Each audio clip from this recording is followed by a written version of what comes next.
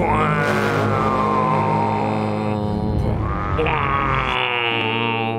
guys, it's Following Lucha. We are the lore keepers of Lucha Underground. I am JC. I am joined by... Yo, what up? It's Steven with a V. Steven with a V. Guess what? Oh, what?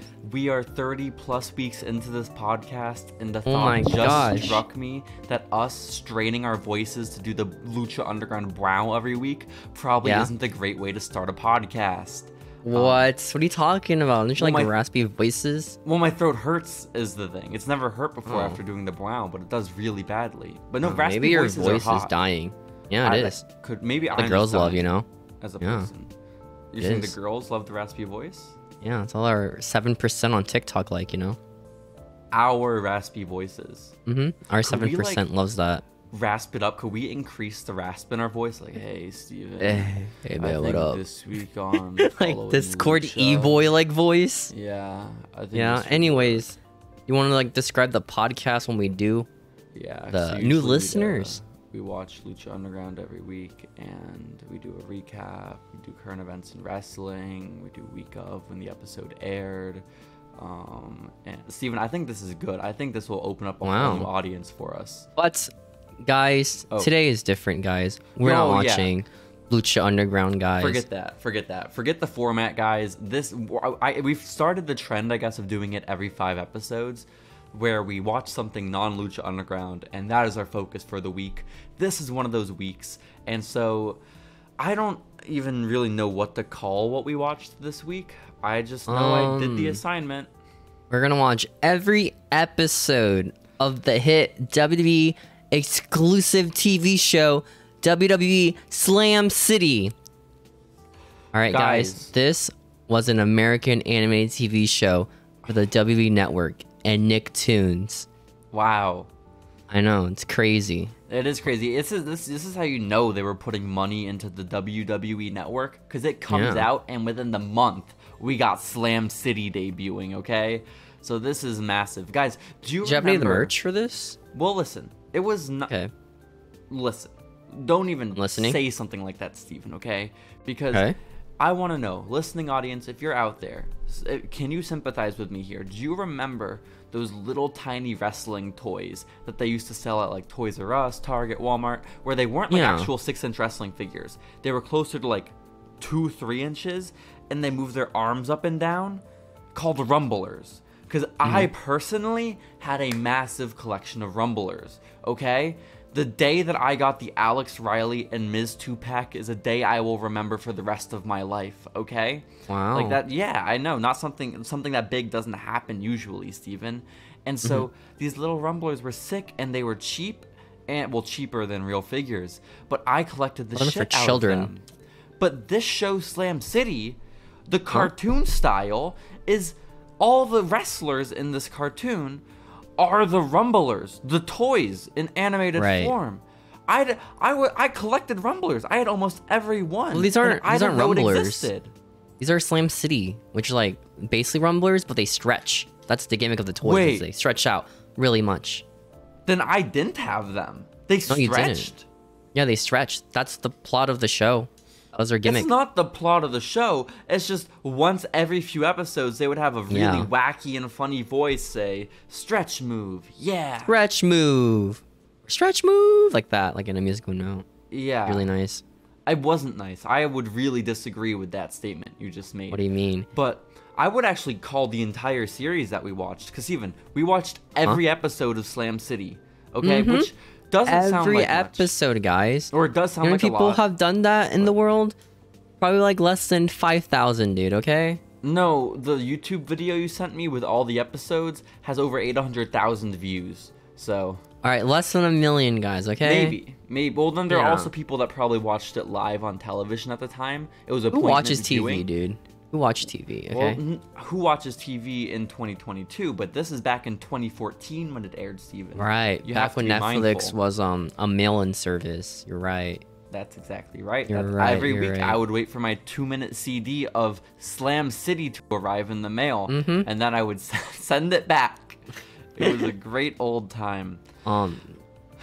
Steven, Steven, now you guys know the backstory. You guys know the backstory now, guys. It was literally a toy commercial, right? Made to sell these little shitty action figures for children to stretch around. They sound shitty because Rumblers already sucked. By adding stretchy arms, they suck more. There's no. I played with Rumblers for years, Steven. I collected Rumblers for years. Never once did I think to myself as I sat there playing with my miniature wrestling ring, damn, do I wish their arms could stretch. You know, that was never a function I personally needed. You know? I think the sweating gimmick that those sweat figures had were just cooler, you know? My God, absolutely. They start whizzing. Yeah, you fill them up with like a little bottle. That's sick. Why don't we bring back the sweating action figures? I think so. Are they like sponges, or is it just like you just fill it up and you squeeze the water out? You fill up the tank inside Ahmed Johnson when he pisses. It's awesome, man. Who thought of that gimmick, man? Who was like the guy in the Mattel headquarters? Like, hey guys, well, don't you know worry, what wrestlers do? That was not Mattel. Don't you slander the good name. Was it Jax or whatever? Was it Jax? It might have been even before Jax. Oh my gosh, who was before Jax? It could have been, but I don't think it was. Okay. Which toy guy, right? They went to college, right? Got a degree in business. Like, all right, I'll make him a toy maker now. They come to the meeting room at the WB or WWF headquarters. Hey guys, I have an idea for you, all right? They bring out the big boy Hulk Hogan figure. Was it Hulk Hogan? Or was it The Rock at the time? Well, they had a whole bunch. It was more late 90s era. So more likely it was Dwayne. Like they got a Rock toy? Yeah. Uh-huh. You're like, okay, I see. Proportion is little big. Our company is based around an adult product for teenagers. But we'll see. I'll see. I'll keep going. The guy gets a water bottle. All right, guys. Hold on 1 second. Did you just describe action figures as adult products? No. The WWF was at the time. Well, they're not adult. It's like teenager, you know? Okay. And they fill up the toy, right? It's like, wow, what could happen now, guys? Why is he putting water in that toy? He squeezes the legs of it, and the Rock just starts sweating. And then all the people in the office are like, oh, shit. This is the next Slinky, guys. This right here. Toy making. Exactly. Oh, my God. This is revolutionary. And it was because we were still talking about it 20 plus years later, Steven, you know, so it was kind of revolutionary. But what I think was even more revolutionary was turning your miniature little toys into an animated cartoon series to accompany your brand new streaming network, because Slam City was great. And despite it being only 59 minutes, the YouTube video to watch the entire series, it felt so much longer. It felt so long, dude. Okay. Oh my gosh. Each episode's like 2 minutes without the intro, right? And oh my god, dude. I did something very uncharacteristic of me, and I watched this at 1 times speed because there were so many notes to take. You know? Oh my gosh. I know. And but that also meant that I had to watch all 59 minutes of Slam City, Steven. Which, to explain a little bit about what the show is, because you have to wonder, okay, they're wrestling toys. Surely they must be wrestling, right? No, you'd be wrong if that's what you're thinking. Because the intro of every episode that you have to skip past for all the episodes, Steven, for the 2-minute show, explains the entire backstory. Because there is a scary man called the Finisher. He looks like he's wearing Kane's mask from when he returned in 2012. But he's not Kane, because Kane's a different character, of course. Kane's already in this show, guys. He's just the Finisher. Think of like a He-Man villain, right? With a black mask. Yeah. That's the Finisher. And he comes on the Titantron during a big John Cena versus Big Show match. Again, this is the intro for every episode. And he says, on behalf of Vincent Kennedy McMahon, you're all fired. Enjoy your day jobs in Slam City. Oh my goodness. And thus, Steven, the show is then all the wrestlers from WWE getting day jobs. Oh my gosh, that must really suck. They're little stretchy cartoon people. It's just like Joey Ryan, dude, when he got fired from being a wrestler and got a J job at Disney until they found out he was working at Disney. They fired him. Well, yeah, I don't know if I'd say just like it, but it's comparable, sure. It's similar, yeah. There are shades, yeah. I guess so. If those were realistic, everyone would have been like a real estate agent. I'm just saying. I mean, honestly, yeah, a real estate agent and a chef, that would be awesome. Yeah. Everyone is just Bo Dallas. That would be sick, Stephen. But, guys, we got to start describing this show now, because that intro plays for every episode, guys, and does not get old, ever. And the reason we keep mentioning it plays for every episode is because Steven and I watched almost 30 episodes of Slam City. So we saw the intro, or at least skipped past it, over 20 times. 20 times, baby. I mean, sometimes they didn't play. That was pretty nice. I know, I enjoyed that. But what sometimes instead we got treated to was a nice BT Sport ad, because whoever recorded this shit was in the UK. So if you want to go to a UK live event, guys, in 2014, you are the Wales set. Event, dude. Oh my goodness. I love BT Sports. Dude, Romo wasn't even in this show, dude. Romo was in the BT Sports ads, but he wasn't even in the show itself. No, I don't think he existed yet. Because it's like stop motion, right? The show isn't like animated in like CG or that shit is not stop motion. Stop motion. No, it is stop motion. No, it is not. I think it is legit stop motion. I swear on everything, it's not stop motion because the action figures don't look like that. No, Steven. No. It's. You think they'll light us like this? Guys, I implore everyone listening to Following Lucha to just watch a single Slam City episode. Again, they are only 2 minutes. Simply a YouTube search will help you. And if you walk away from it thinking it is stop motion, there is something wrong with you. What do you mean? Steven. It is stop motion. No, it is not. There might be like some CG involved. It's like Robot Chicken. When you say, Steven, it is stop motion, are you saying that because you have confirmation? Yeah, it is stop motion. Where do you have the confirmation, Steven? Wikipedia says... Oh, okay. Okay. What does it say? The series filmed in the next generation of stop animation. Next generation stop animation, you called it. Stop motion animation. Next generation stop motion? Yeah. Okay, I don't know what that means. Can you Google what next generation stop motion is, Steven? All right. We gotta look it up before we actually describe the episode. Okay, because I am very familiar with stop motion. Yeah? You done Steven. It? Little 12-year-old me did stop motion videos all the time. Not with Legos. But with WWE basic and elite action figures. I even did one Rumbler stop motion, which I remember quite fondly. Wow. And I can't find anything about next generation, so it might just be like a mix of like CG and stop motion for clay. It sounds to me like maybe that's what they're calling it because they use the action figures as inspiration, you know? Maybe. Because maybe. I don't think so, Steven. I honestly don't think so. But either way, regardless of what animation style it is, I hope we're in agreement that it shouldn't exist. It was bad. It was a terrible show. Which is why we're going to recap every episode of Slam City, baby. I don't know if you've noticed, but I'm really delaying it, Steven. What do you mean? I don't want to talk about it. I would pause every episode. Oh, not every episode. Sometimes I would pause. Yeah, that's even longer if you pause it. Well, no, why you thought it was so long, dude. Shut up. I would pause and take a break and like do something else. I started it last night, right? And then I'd be like, do I really want to go back to watching it? And never did I. I never had the motivation. Like, yeah, let me hit that play button, baby. No. That's what I've been doing, dude. I watched it in one sitting, you know? I was like also like playing poker, mind poker with myself. But you're a fake fan. You should have been taking extensive notes. I did take notes though. Extensive ones? Whatever. I guess it's time to recap the show. Your idea was to watch Slam City, so Steven, I am giving you the reins. You can take over. Let everyone know. Walk us through Slam City. So we start with episode 1. Auto-tune adjustment. WWE superstar John Cena takes a job as a mechanic and finds himself in a whole new world after being fired from WWE. Yeah, guys, John Cena is... how did I feel? Oh, I felt great, Steven. Yeah, you want to recap it? You want to recap it, man? I would love nothing more, because I am just so thrilled to see that John Cena was able to find a gainful employment after being released by the World Wrestling Federation, Steven. And as you mentioned, he is a mechanic now, and in this episode, he has to prove himself to his boss, because he's on a job search, actually. So he goes into an auto shop, he's like, Mr. Boss, I want a job.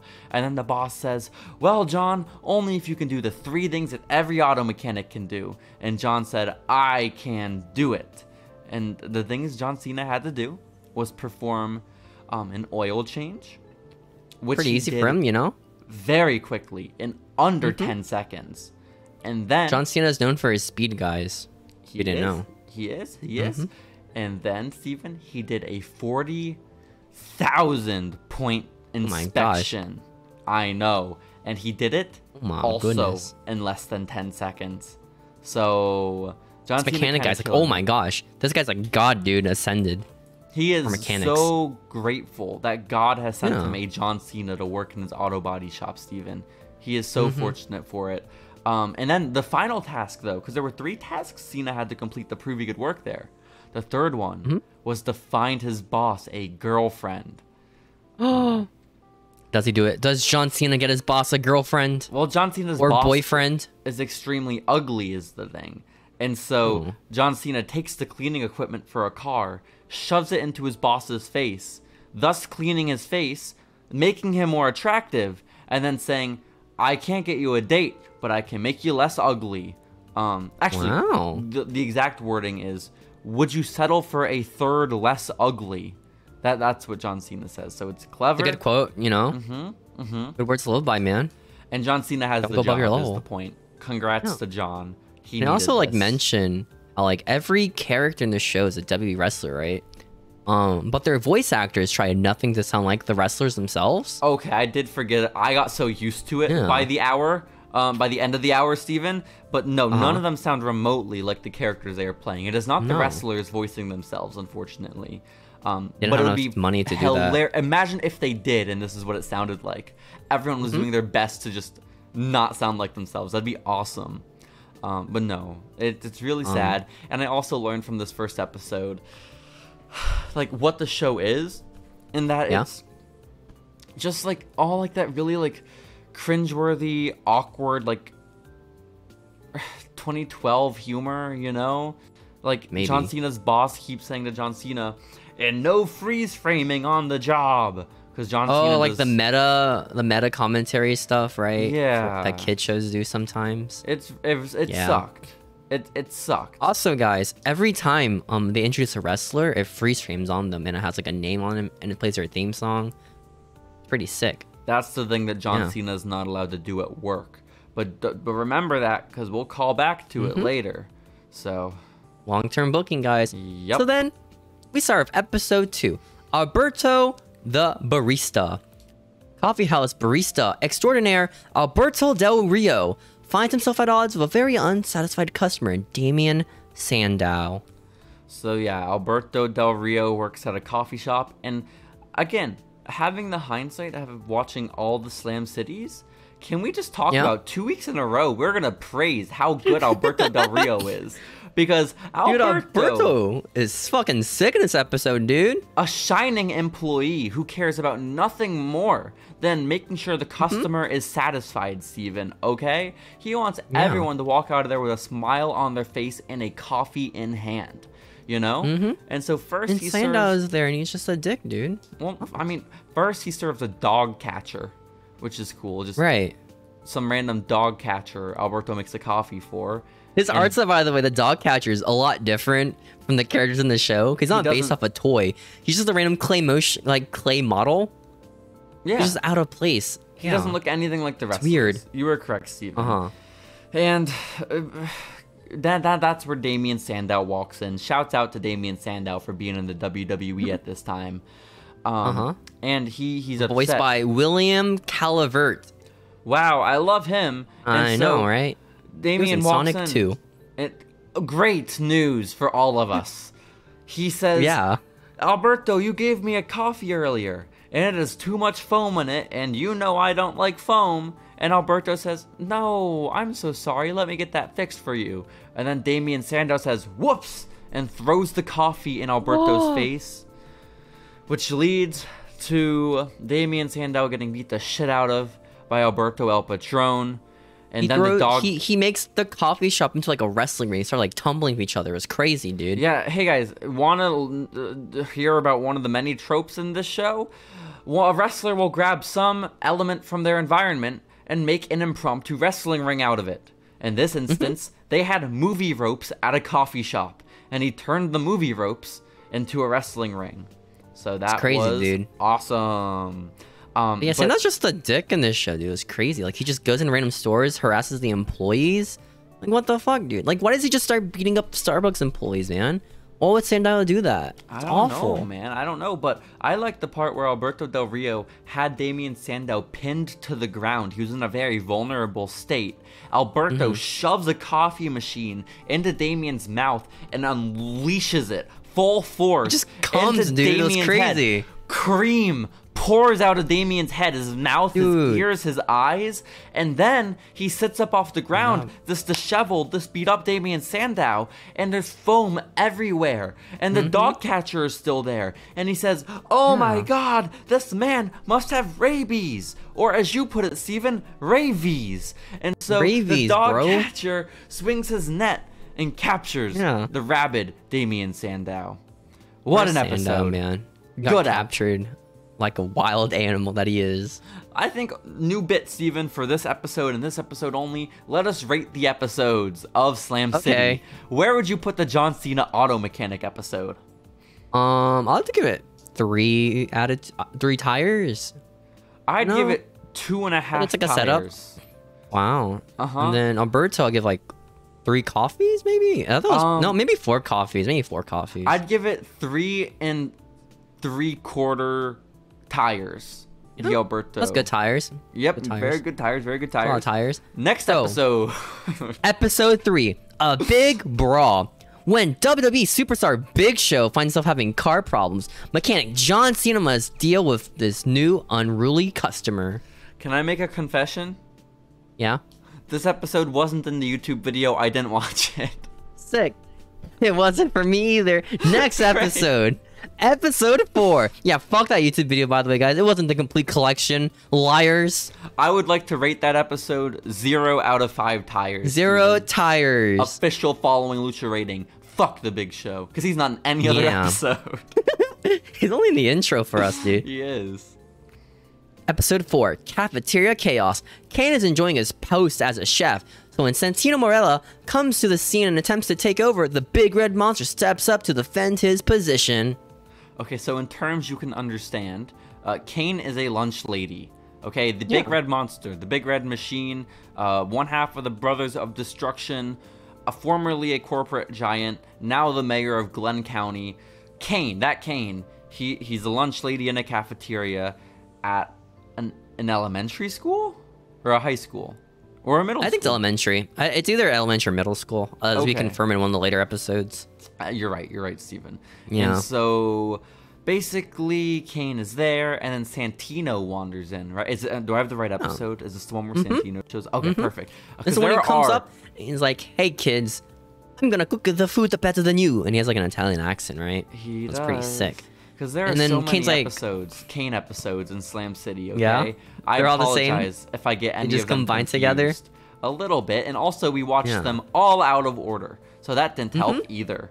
But now it was out of order too, guys. It was like in the middle of the video. It was. It was pretty Finale sick. Came 25 minutes into the 59-minute video, man. It was sick as hell. So, guys, in this episode, right, Santino's like, I can cook better than you, Kane. And Kane's like, dude, I eat souls, bro. Actual quote, by the way. Yeah, that's cool. I like the part where Santino says, I can make more authentic Italian pizza than you can, Kane. And then he takes his shoes off and sticks his feet in the pizza.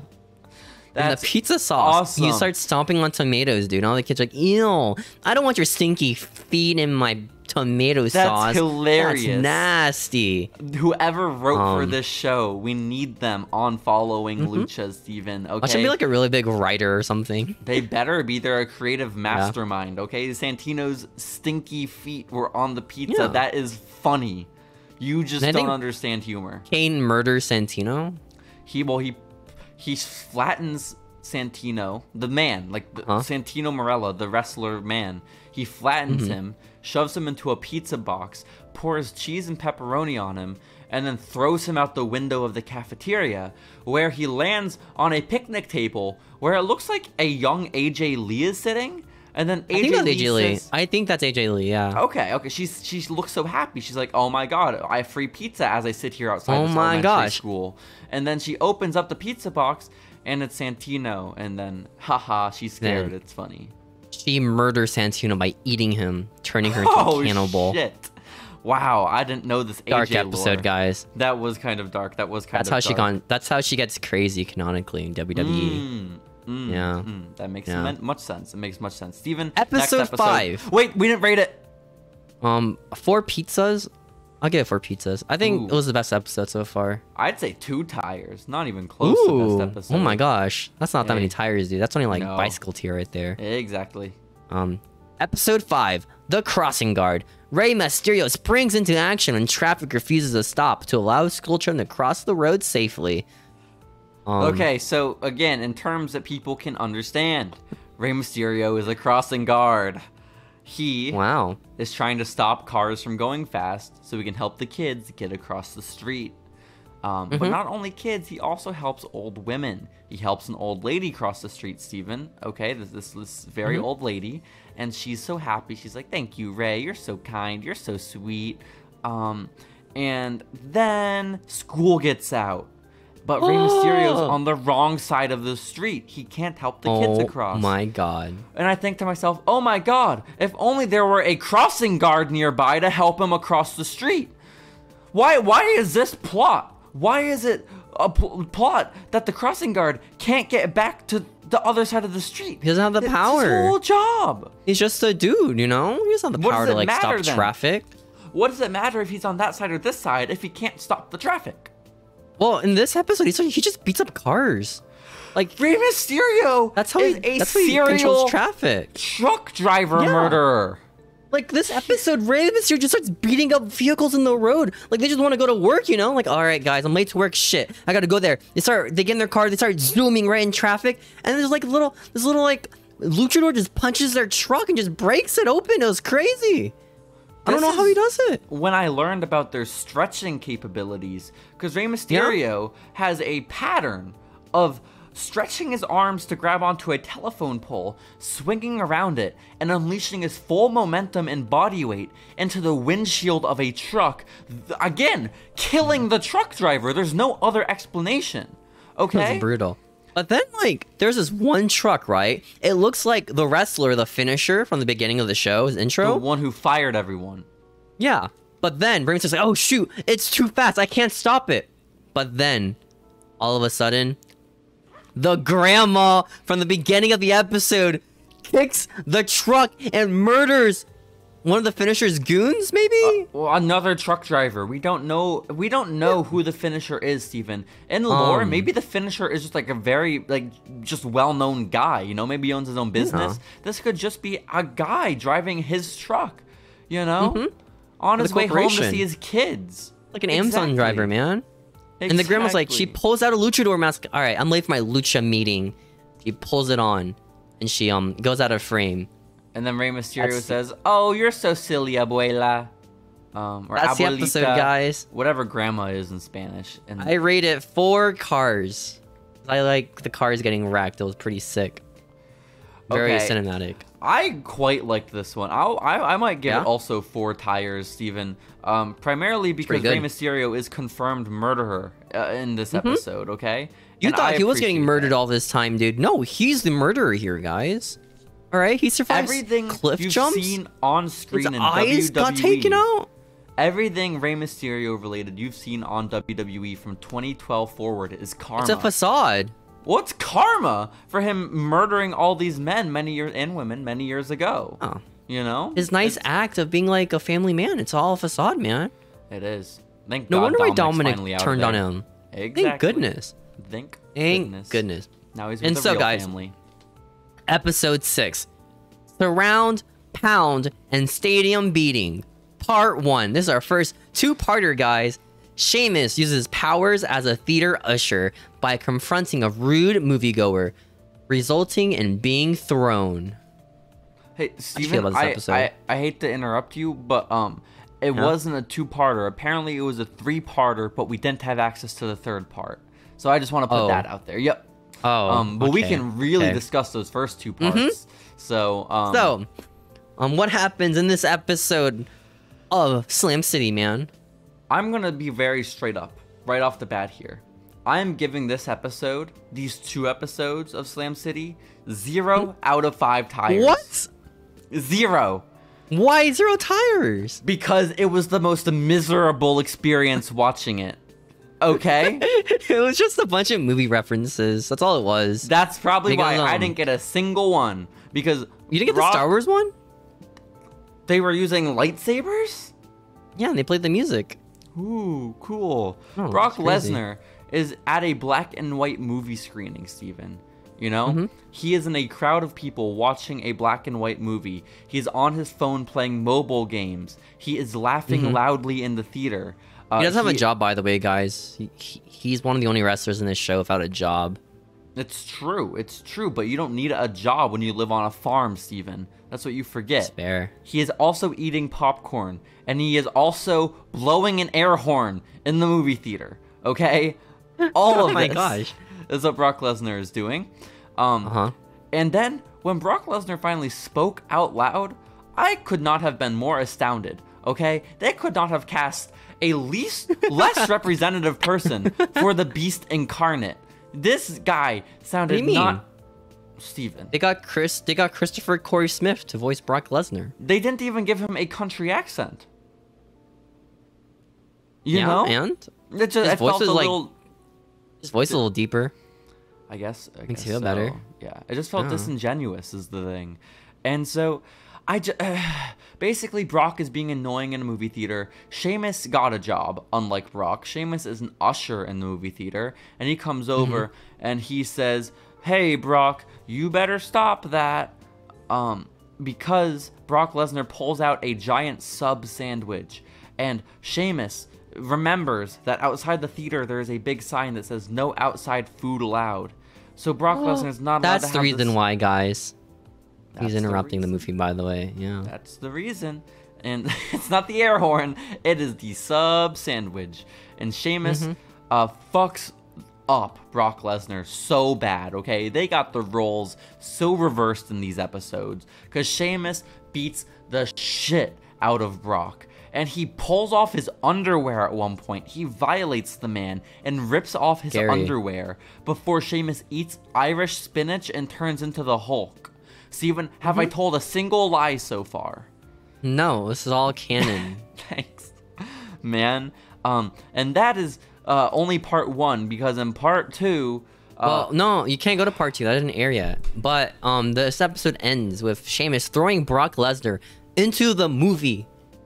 And then Brock's like, "Oh, no, you can't do that, brother.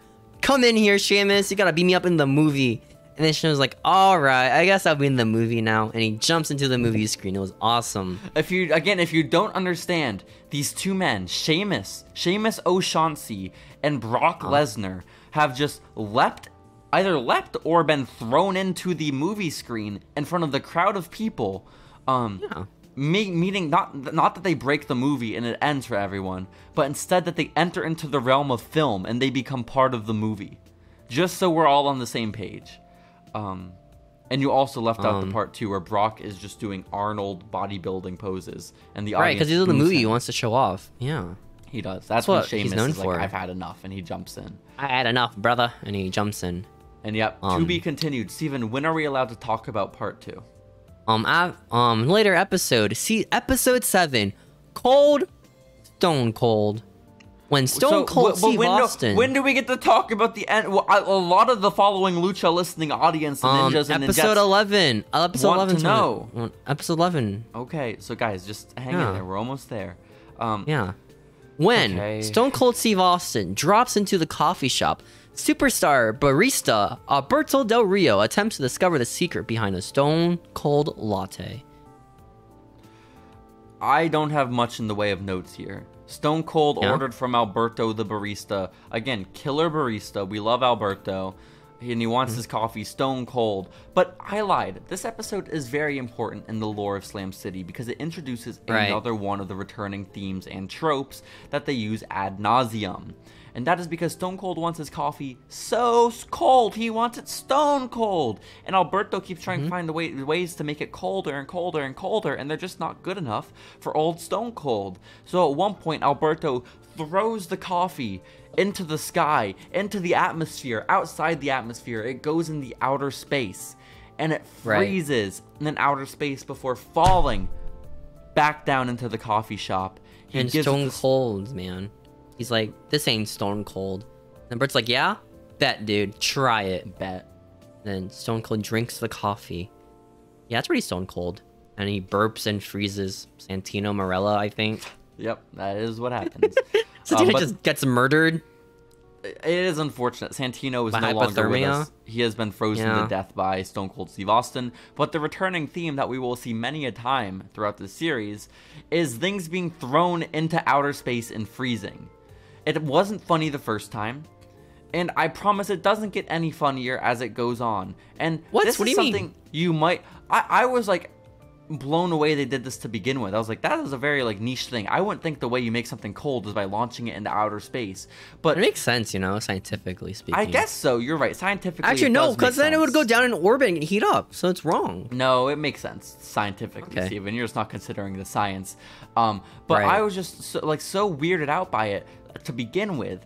But then the creative team is just so strapped for content, so strapped for ideas. They return to this so many times. Maybe they just had one set to use, and that's what they wanted to use it on.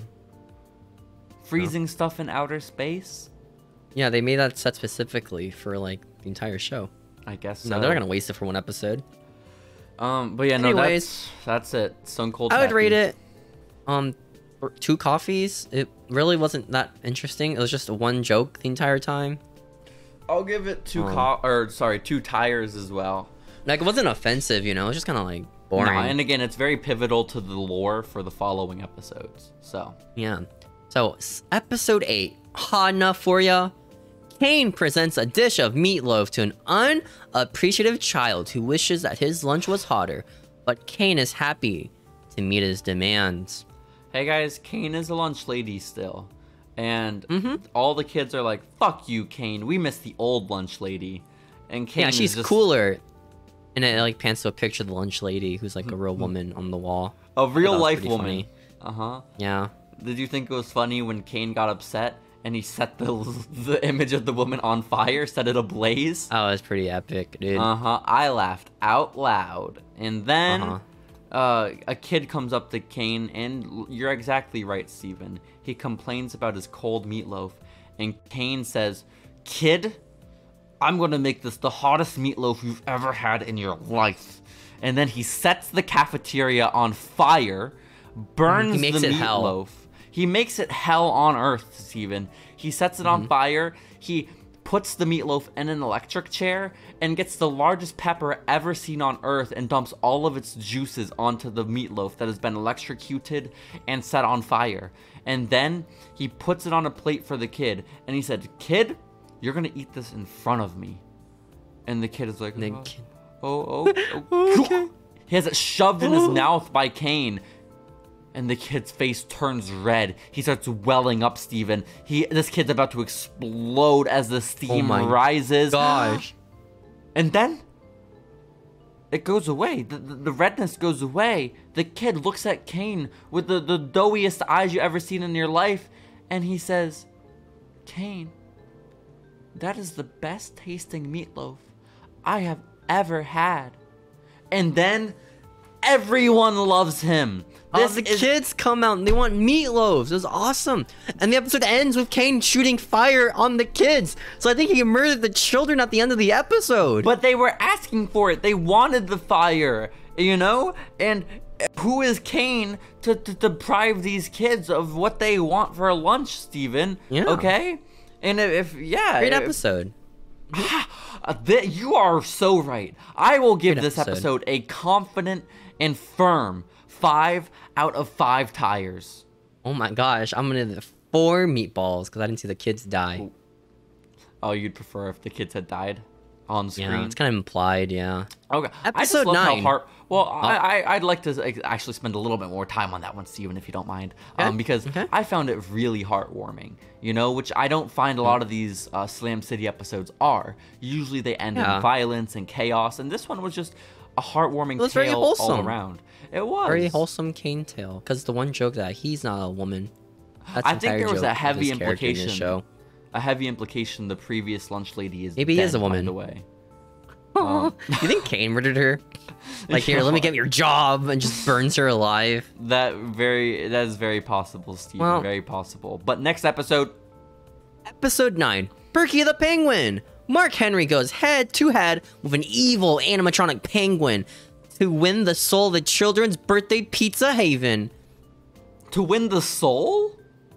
Yeah. Of the children's birthday pizza haven. Yeah, soul. I don't know soul, but okay. Maybe it's the arcade soul. Because Mark Henry works at like a Chuck E. Cheese equivalent, right? But it's based off penguins, so it's like a Freddy Fazbear theme, if you will, Steven. Especially if I guess souls are being eaten. That's cool. I like this. I like that. Did this come out before or after Five Nights at Freddy's? When did Five Nights at Freddy's come out? 2014. Oh, this is also 2014. That's probably before, right? Because you have to animate it then, I assume. Oh my god, these were spiritual competitors. Five Nights at Freddy's and Slam City, you know? This is messed up. This is messed up. Basically, Mark Henry, just is a penguin. Is haunted by, like, these animatronic penguins the entire episode. Well, yeah, Mark Henry is a penguin mascot for the Arctic-themed Chuck E. Cheese. And at one point, he throws cheese and pepperoni onto an animatronic. I don't remember quite why, but it makes the animatronic malfunction and turn into an evil little robot demon that beats the fuck out of Mark Henry. It's like the soul of the dead children, you know, and they get stuffed to the animatronic penguins. Maybe that's really that's my interesting, theory. Steven. We could run with that. That has legs, I think. But basically, Mark Henry gets beat up by the penguin, and then Mark Henry beats up the penguin. And all's well that ends well. So, oh no, he's frozen for me. Oh. Now he's back. Oh, and Steven, you're frozen for me. But it's okay. This is on brand, you know? We're talking about Prager's? What is it called? Perky the Penguin. Perky the Penguin, you know? This is ideal time as ever for us to freeze. Maybe it's like Perky the Penguin pizza. I think Mark is the Perky the Penguin. You know? Also, Mark likes to say, "That's what I do." Well, that's because that was his catchphrase in real life, Steve. And I don't know if you remember. Episode... Oh, I rate it 1 ice cream. That was really boring. I wouldn't rate it 1. I'd probably give it... maybe 3, honestly. I'll give it 3 tires. Ooh, that's a lot of tires, dude. Episode 10. Sunday in the Park with Punk. I take it back. I give it 2.5 tires. Oh my goodness. After CM Punk spills something on The Miz's immaculate business suit, the two enter a battle to determine who will foot the dry cleaning bill. Okay, guys, CM Punk is an ice cream man. It's funny because he wants ice cream bars. Do you get it? And when they cut to CM Punk, they did the stop gag with him where it has like his title card and plays his theme song. They couldn't play his theme song because they don't own the rights to that song. So it's like a generic like guitar solo. That's tough. They didn't play Kill Switch Engages This Fire Burns either. Oh. Nope. That's rough. That's rough. But Steven, CM Punk is an ice cream man, and he has a decapitated cow with him on the job, and who he sends into the sky to freeze. I assume it's like he murdered the cow, right? Well, or he's the one who decapitated the cow. I'm not quite sure, but cart. The head is sentient, from what we can gather, unless that is also an animatronic, but I don't think it is. It seems to have feelings. So I'm a little confused on all fronts. But there is a large cow head that talks and moves above CM Punk, which is cool, I think. The Miz shows up, though, and this is my dream episode, okay? The Miz and CM Punk in one episode of Slam City. A boy couldn't ask for more. And a cow? And a cow. By the way, when The Miz shows up on screen, I am so confused. Because this man looks like anyone but Mike the Miz Mizanin. In fact, I'm trying to sound like him either. Almost identical to Robert De Niro and Cody Rhodes.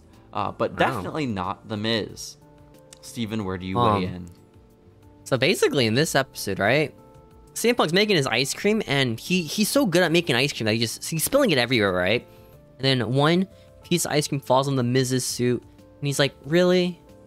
Really? You're gonna have to pay for this, Punk. And Punk's like, fuck you. No. Well, also you forget the part where the Miz tried stealing CM Punk's tip jar, which was great. Yep. I mean, that's pretty accurate to real life, though. Like, that sometimes happens.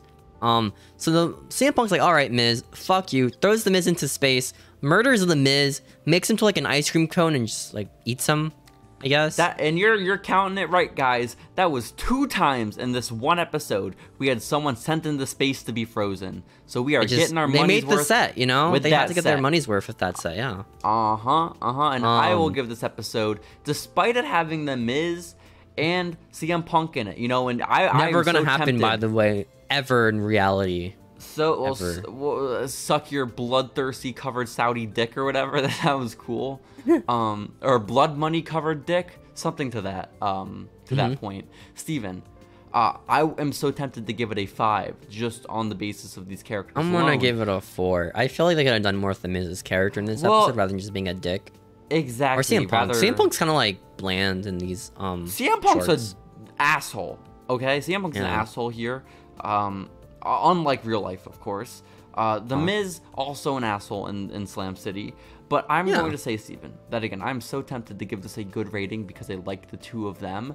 But I have to say, the creativity behind the episode was just not there, okay? No?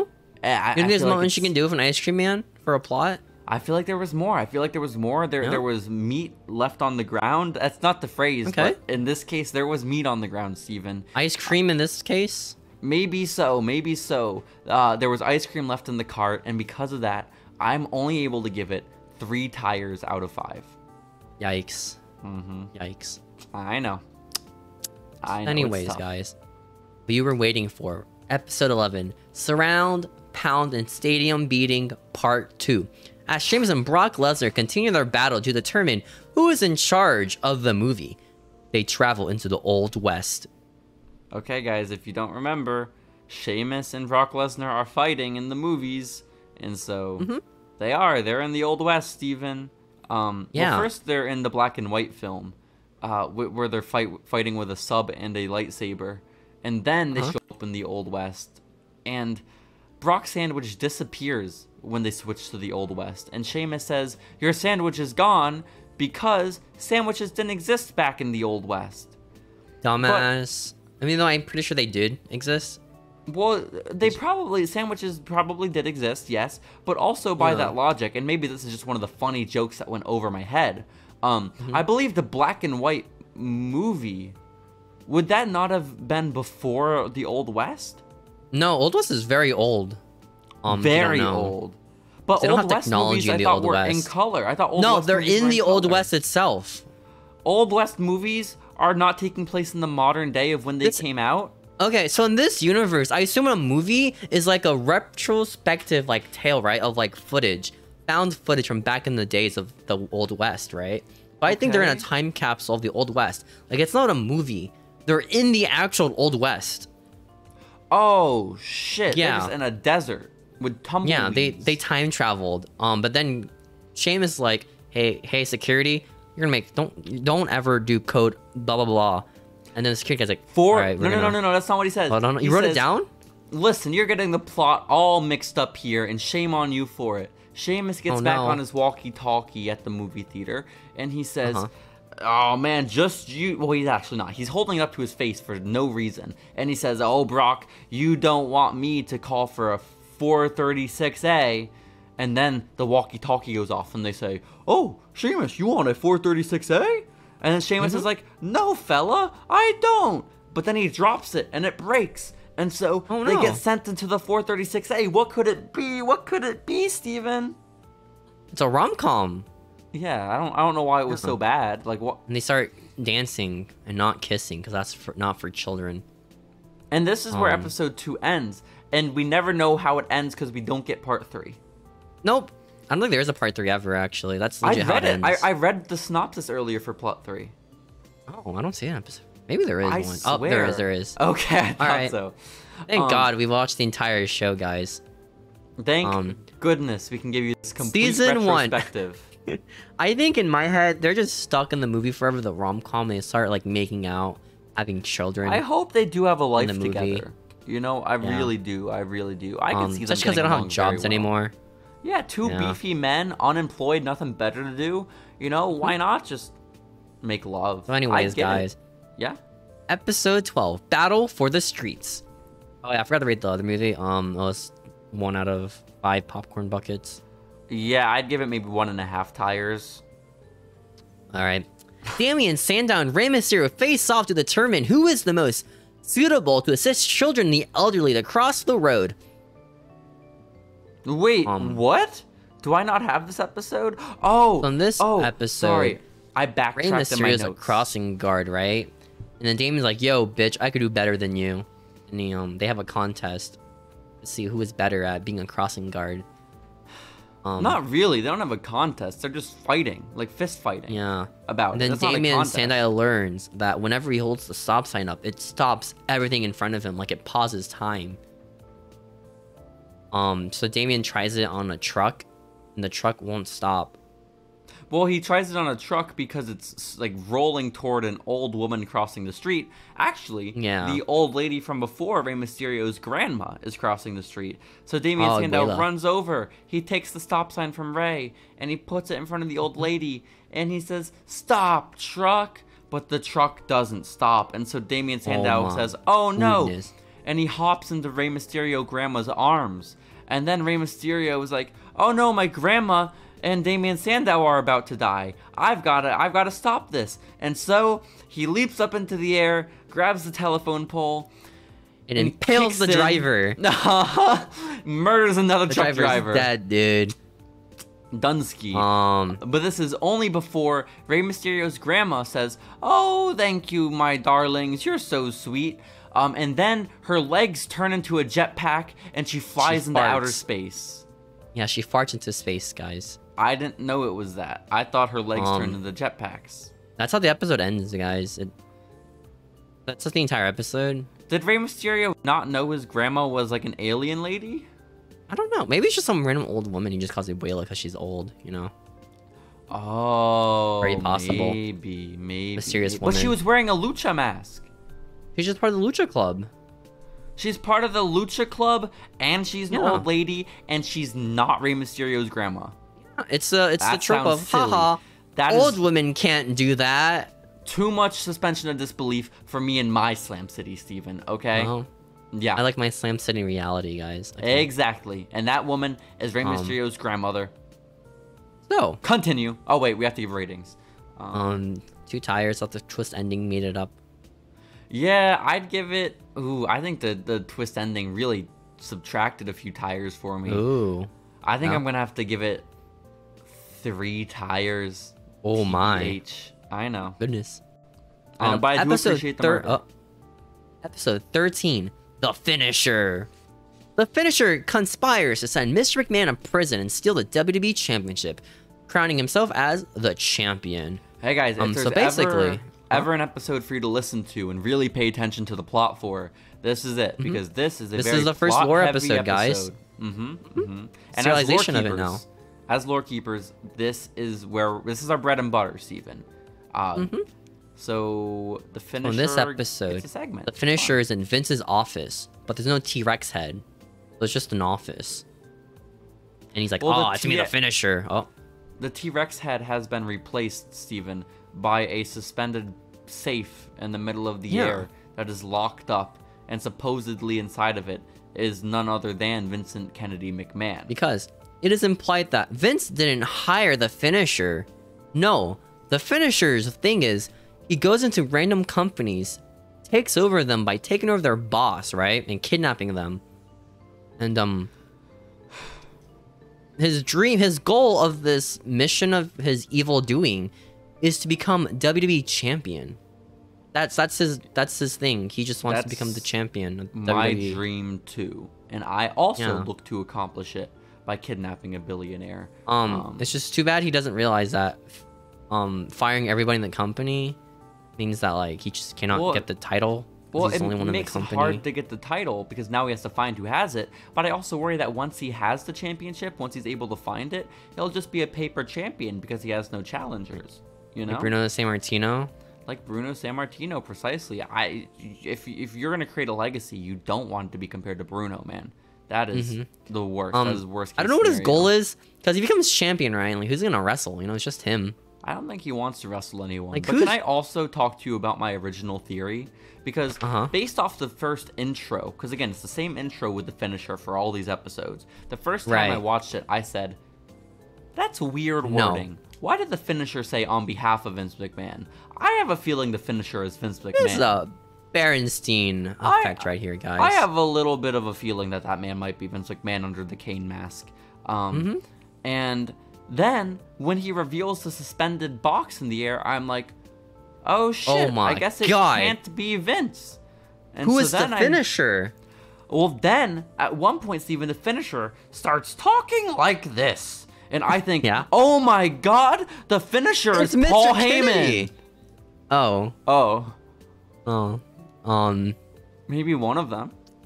I was thinking more Paul Heyman, but it could basically, in this episode, right? The finisher's like, Vince, I'm gonna find your stupid title and I'm gonna become champion. He goes around Vince's office, opens the drawer. It's just a bunch of bricks. He opens the safe, also just a bunch of bricks. And he goes to the door, opens it. It's still a bunch of bricks. It's like, oh shoot, well, what do I do now? So then he grabs a map and sees where every wrestler is at, right? Post WWE.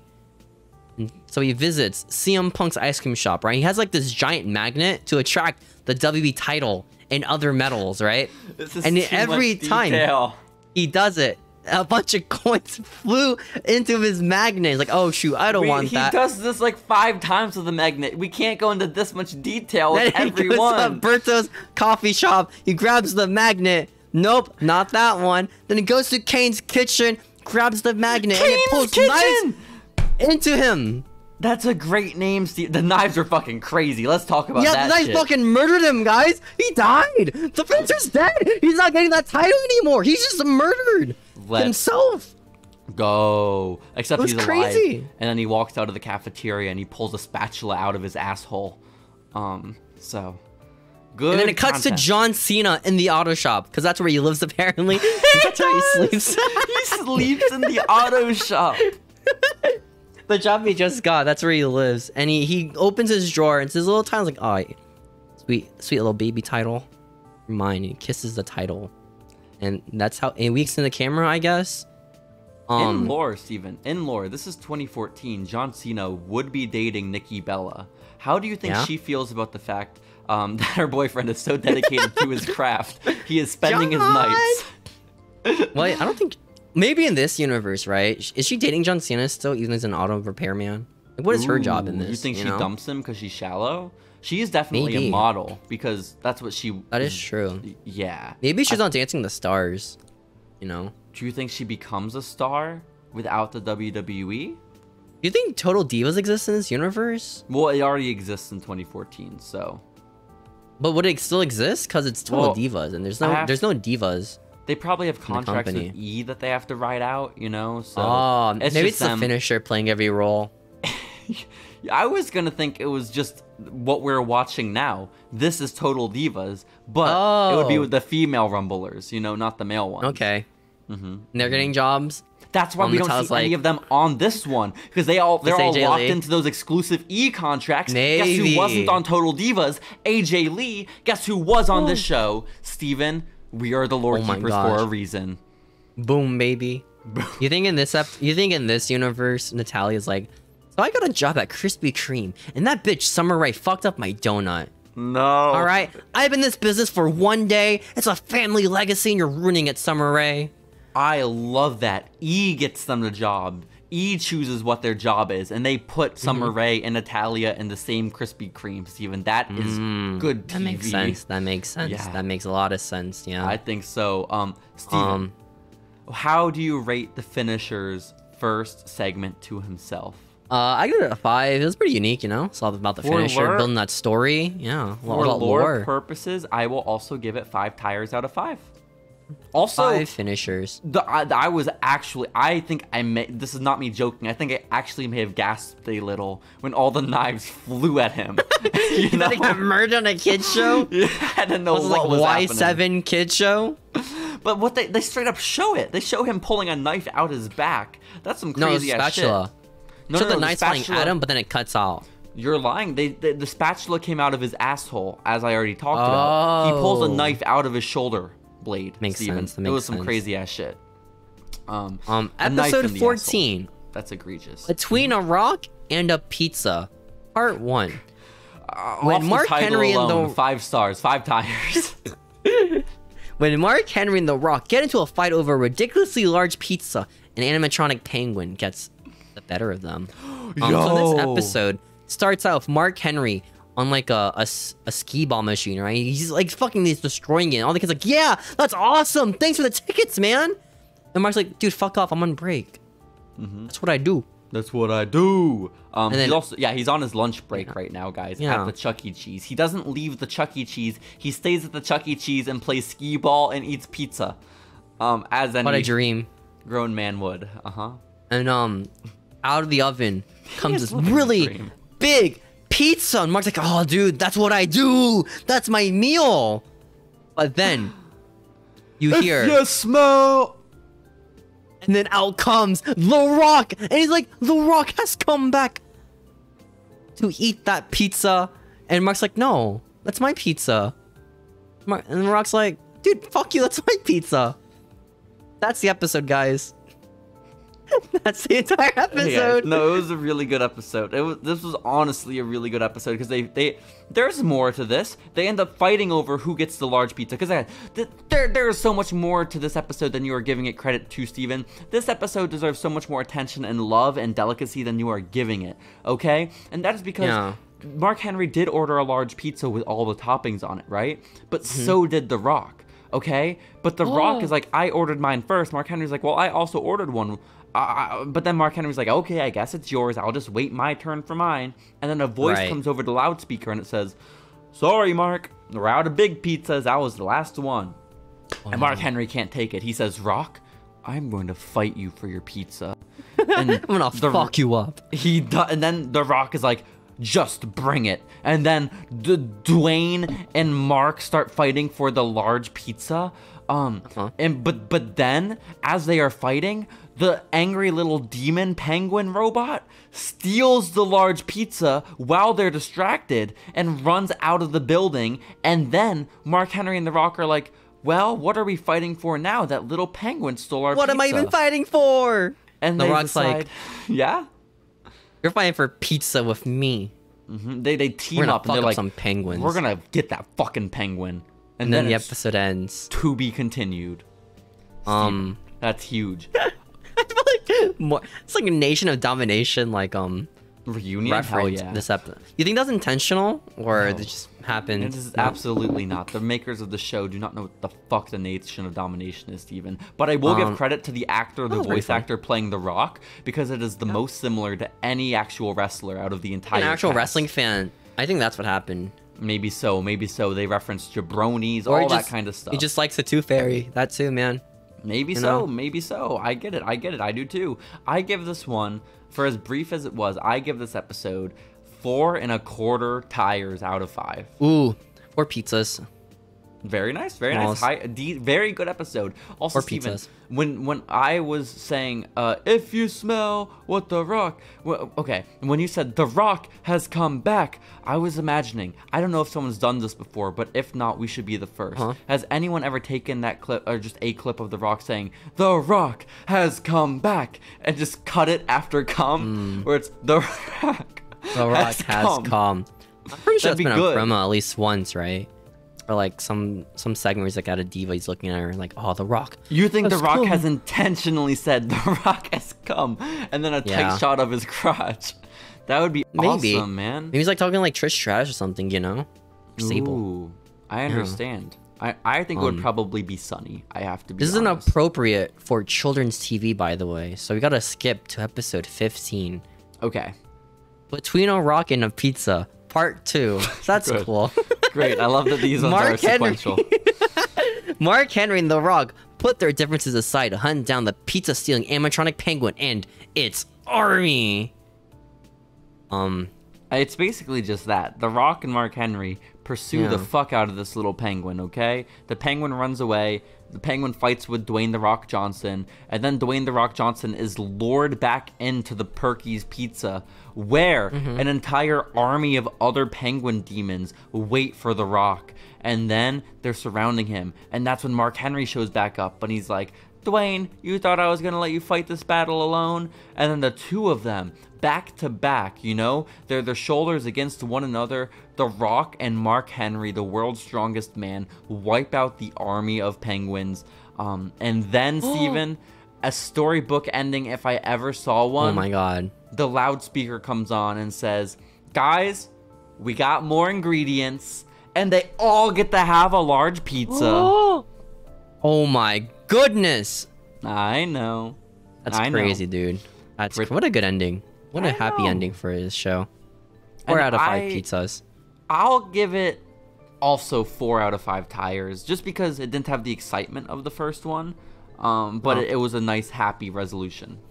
Kind of like the Kane making the cafeteria and happy. I think at the end of the episode, the children's soul go into heaven. Specifically.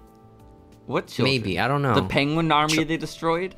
Yeah, I assume each penguin's like one dead child stuff. You're saying there is an army worth of dead children. Yeah. Okay, so that many penguins.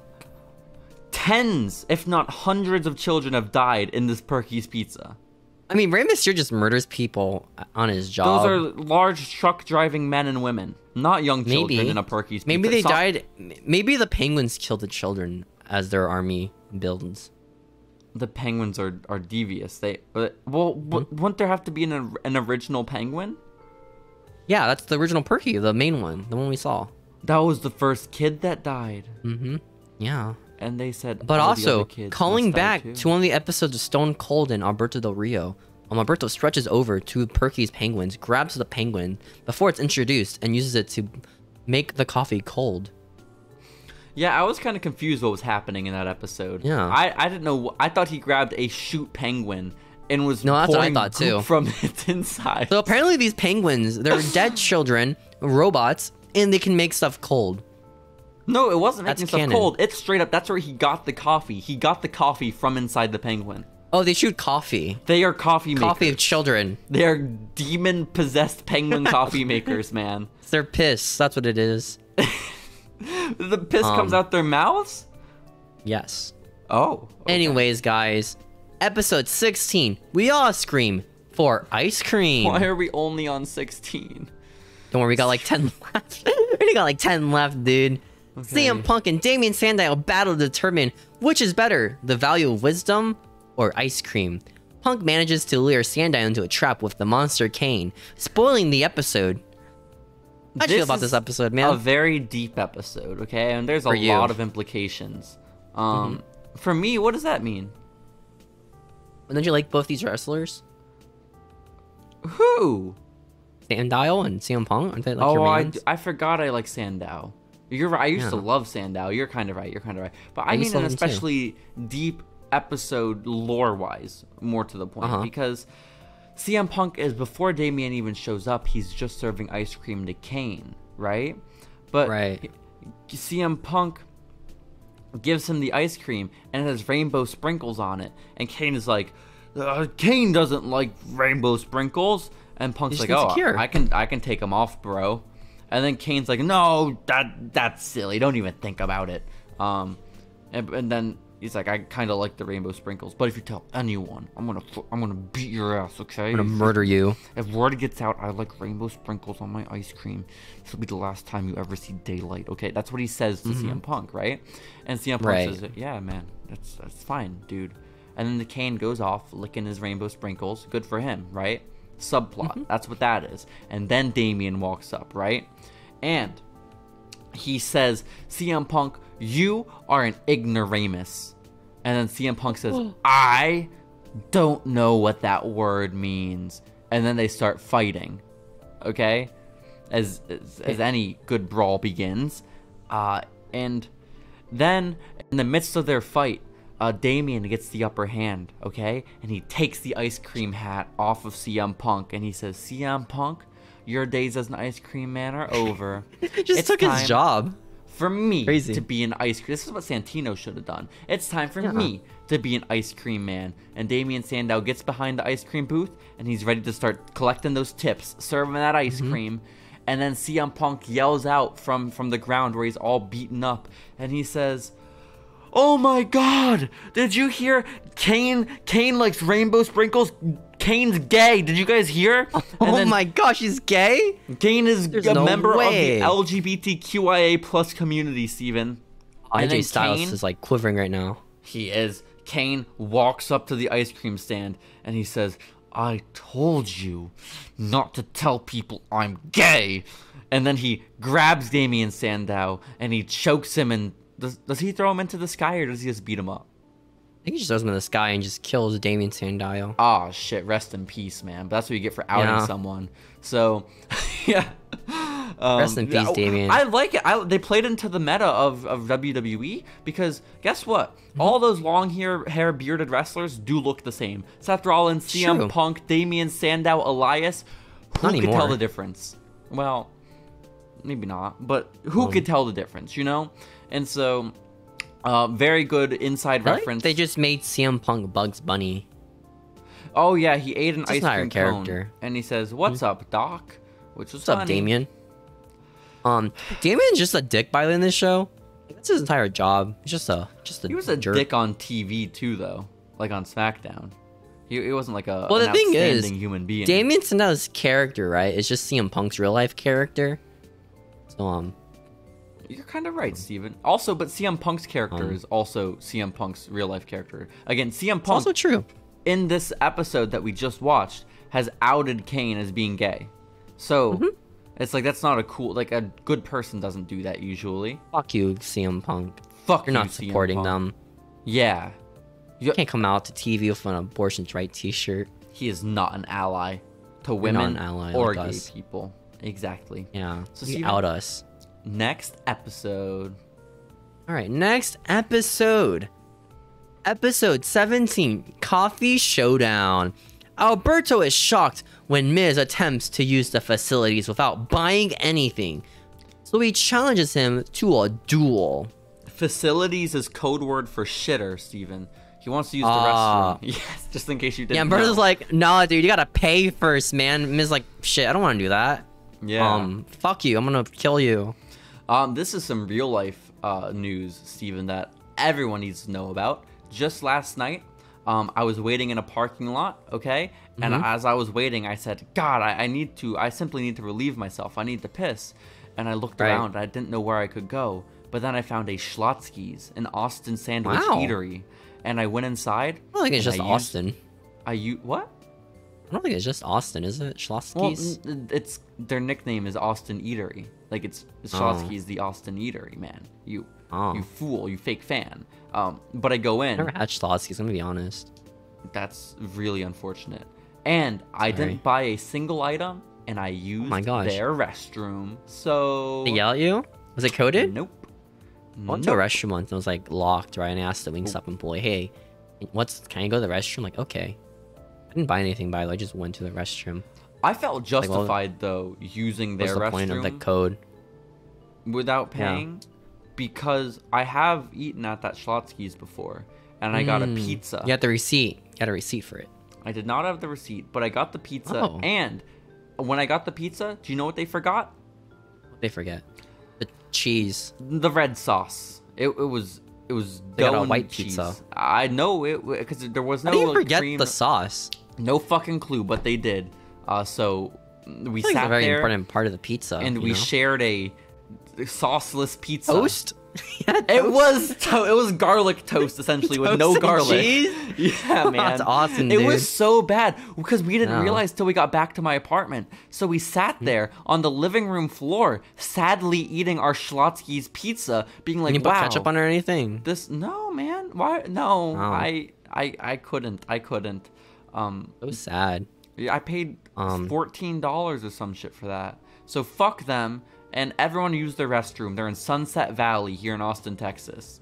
But Steven, also at the end, the Miz manages to beat Alberto in the duel. It's like, all right, I gotta use the restroom now. But it turns out somebody's already in the restroom. No, it's not. That's how it ends. It says out of service, bro. It doesn't say occupied. It says out of service, meaning the bathroom's broke when Miz threw. Was it the Miz who wants to use the restroom? Yeah, the Miz wants to use. Well, Alberto just works there. He's like, hey, dude, you gotta pay, dude.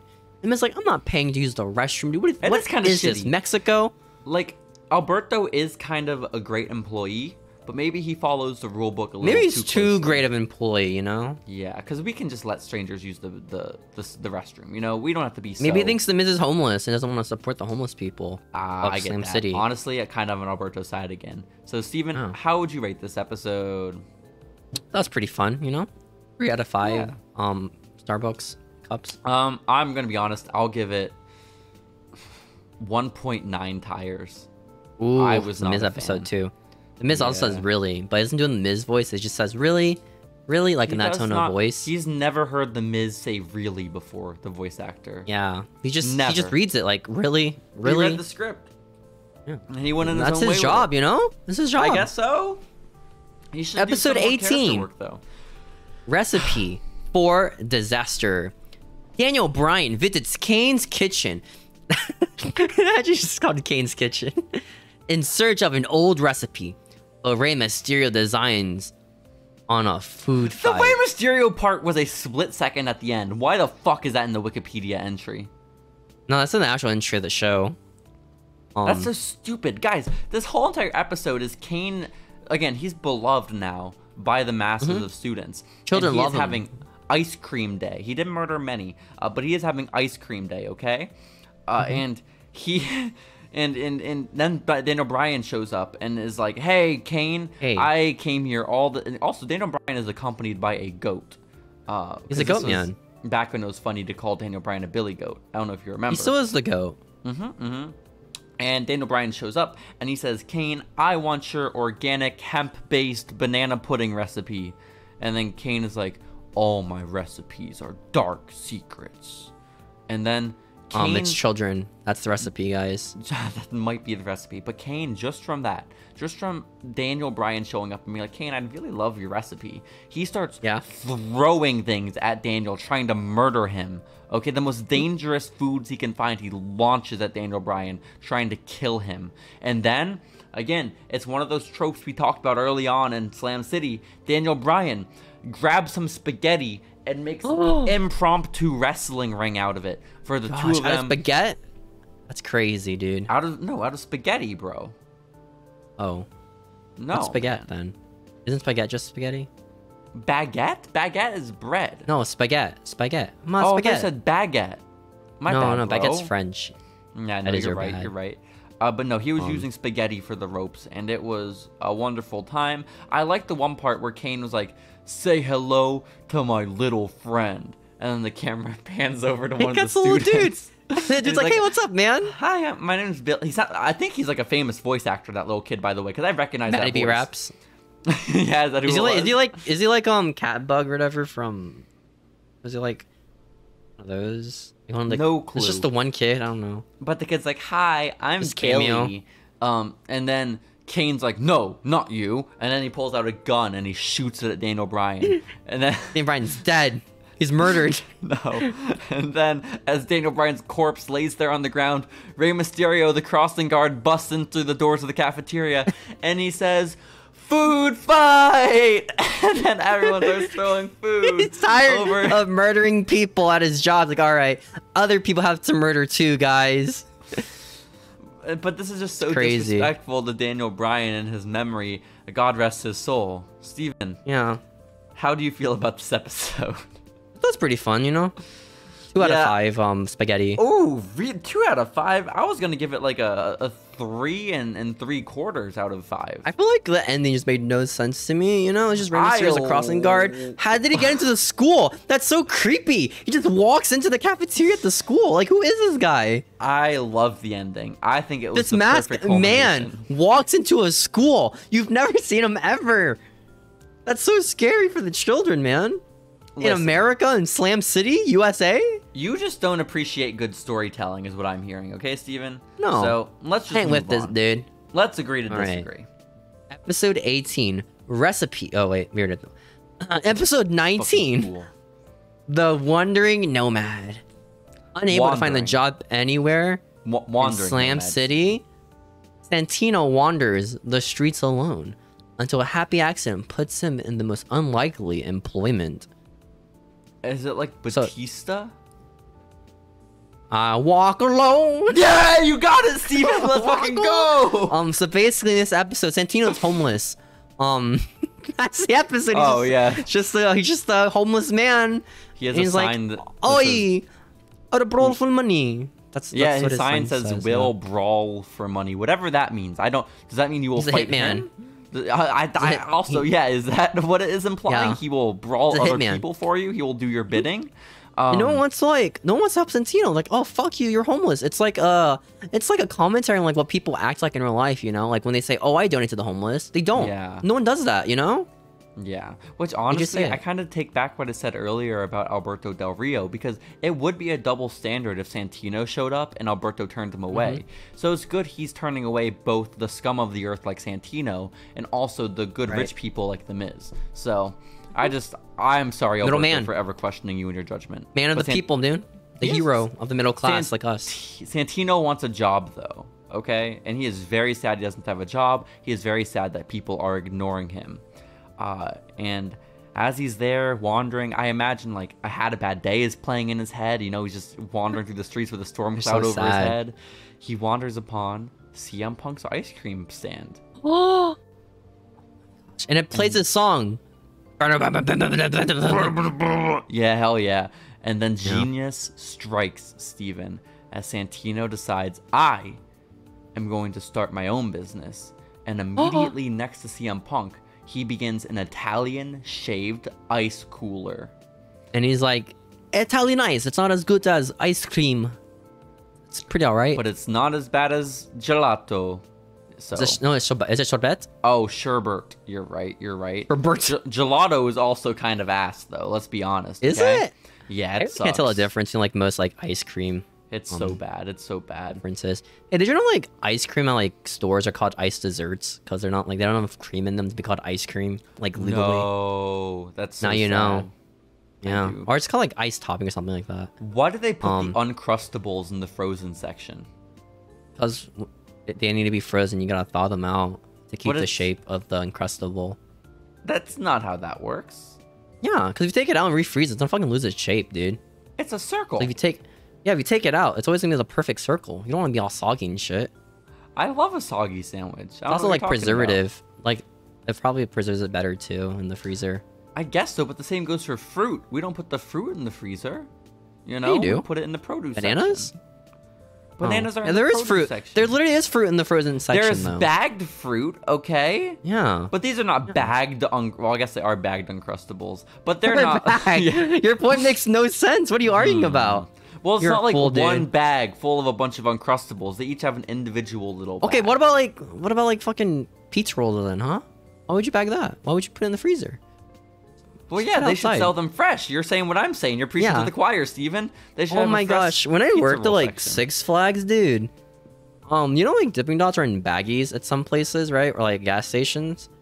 People don't know that they sell Dipping Dots in bags. So everyone just assumes like, yeah, they sell like bagged Dippin' Dots at gas stations, right? For like mass retail release. Whenever people buy them in my store at Six Flags, they're like, shit, I don't want this. It's in a bag. That's not good.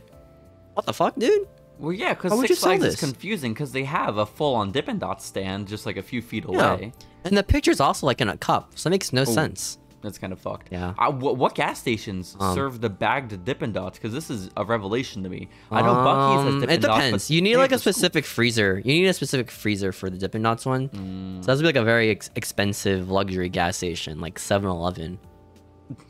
Just like 7-Eleven.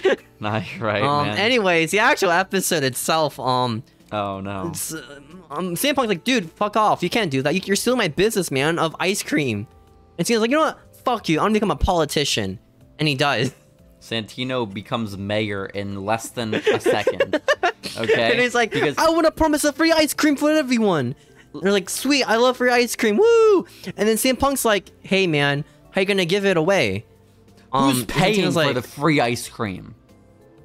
Santino's like, shit. And then they all boo and they throw stuff at Santino. It's a commentary. It's a commentary for America's education system of college being paid for and people not wanting to be free. It is. CM Punk is tired of people asking for handouts, okay? You know, he looks is anti-Bernie up to here with these handouts and participation trophies, Steven, okay? And quite frankly, I am on his side. Next episode. Okay. Actually, we have to rate it first. I give it... Or ice creams. Oh, that was funny. I like Santino episodes because he's just wacky. I'll give it... Well, I like the start where he's homeless. I think that's really funny.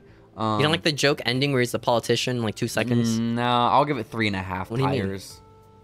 All right, episode 20. Best desserts in the world. When Mark Henry comes looking for some ice cream, CM Punk decides to provoke him, leading to his prize ice cream cart receiving damage. Listen, I don't even know how to explain this episode, because this was fucking... There's so much happened in such a short period of time. Do you have notes on it, Steven? So basically, Mark Henry's like, oh, I want some ice cream because I'm done from work. Even though I'm pretty sure my place has ice cream at Perky's Pizza. Nope. You know, I want some fucking CM Punk's ice cream. So he goes to CM Punk's ice cream stand, right? And CM Punk's like, hey, dude, sorry, I'm closed. I can't give you ice cream. And then Mark Henry's like, what the fuck, dude? Give me my ice cream. I want it. Give me. And then CM Punk's like... Give me what I want. That's what he says. Dude, I'm closed. All right? I'm going home now, dude. And then they start fighting. Well, you forgot to mention all the times CM Punk was hopping inside of his ice cream cart. Like, he was taking his dinner break. It was a dinner break he was taking inside his ice cream cart. He opened up the freezer and hopped in it like 5 times. It's like a little apartment for him. You know? It is. This was just a Bugs Bunny episode, by the way, guys. That was the joke of the episode. That kind of was the joke of the episode. Also, CM Punk is kind of a dick. And before Mark Henry attacks him, he pokes Mark Henry in the eye. So he's kind of provoking it, you know? Like real life CM Punk.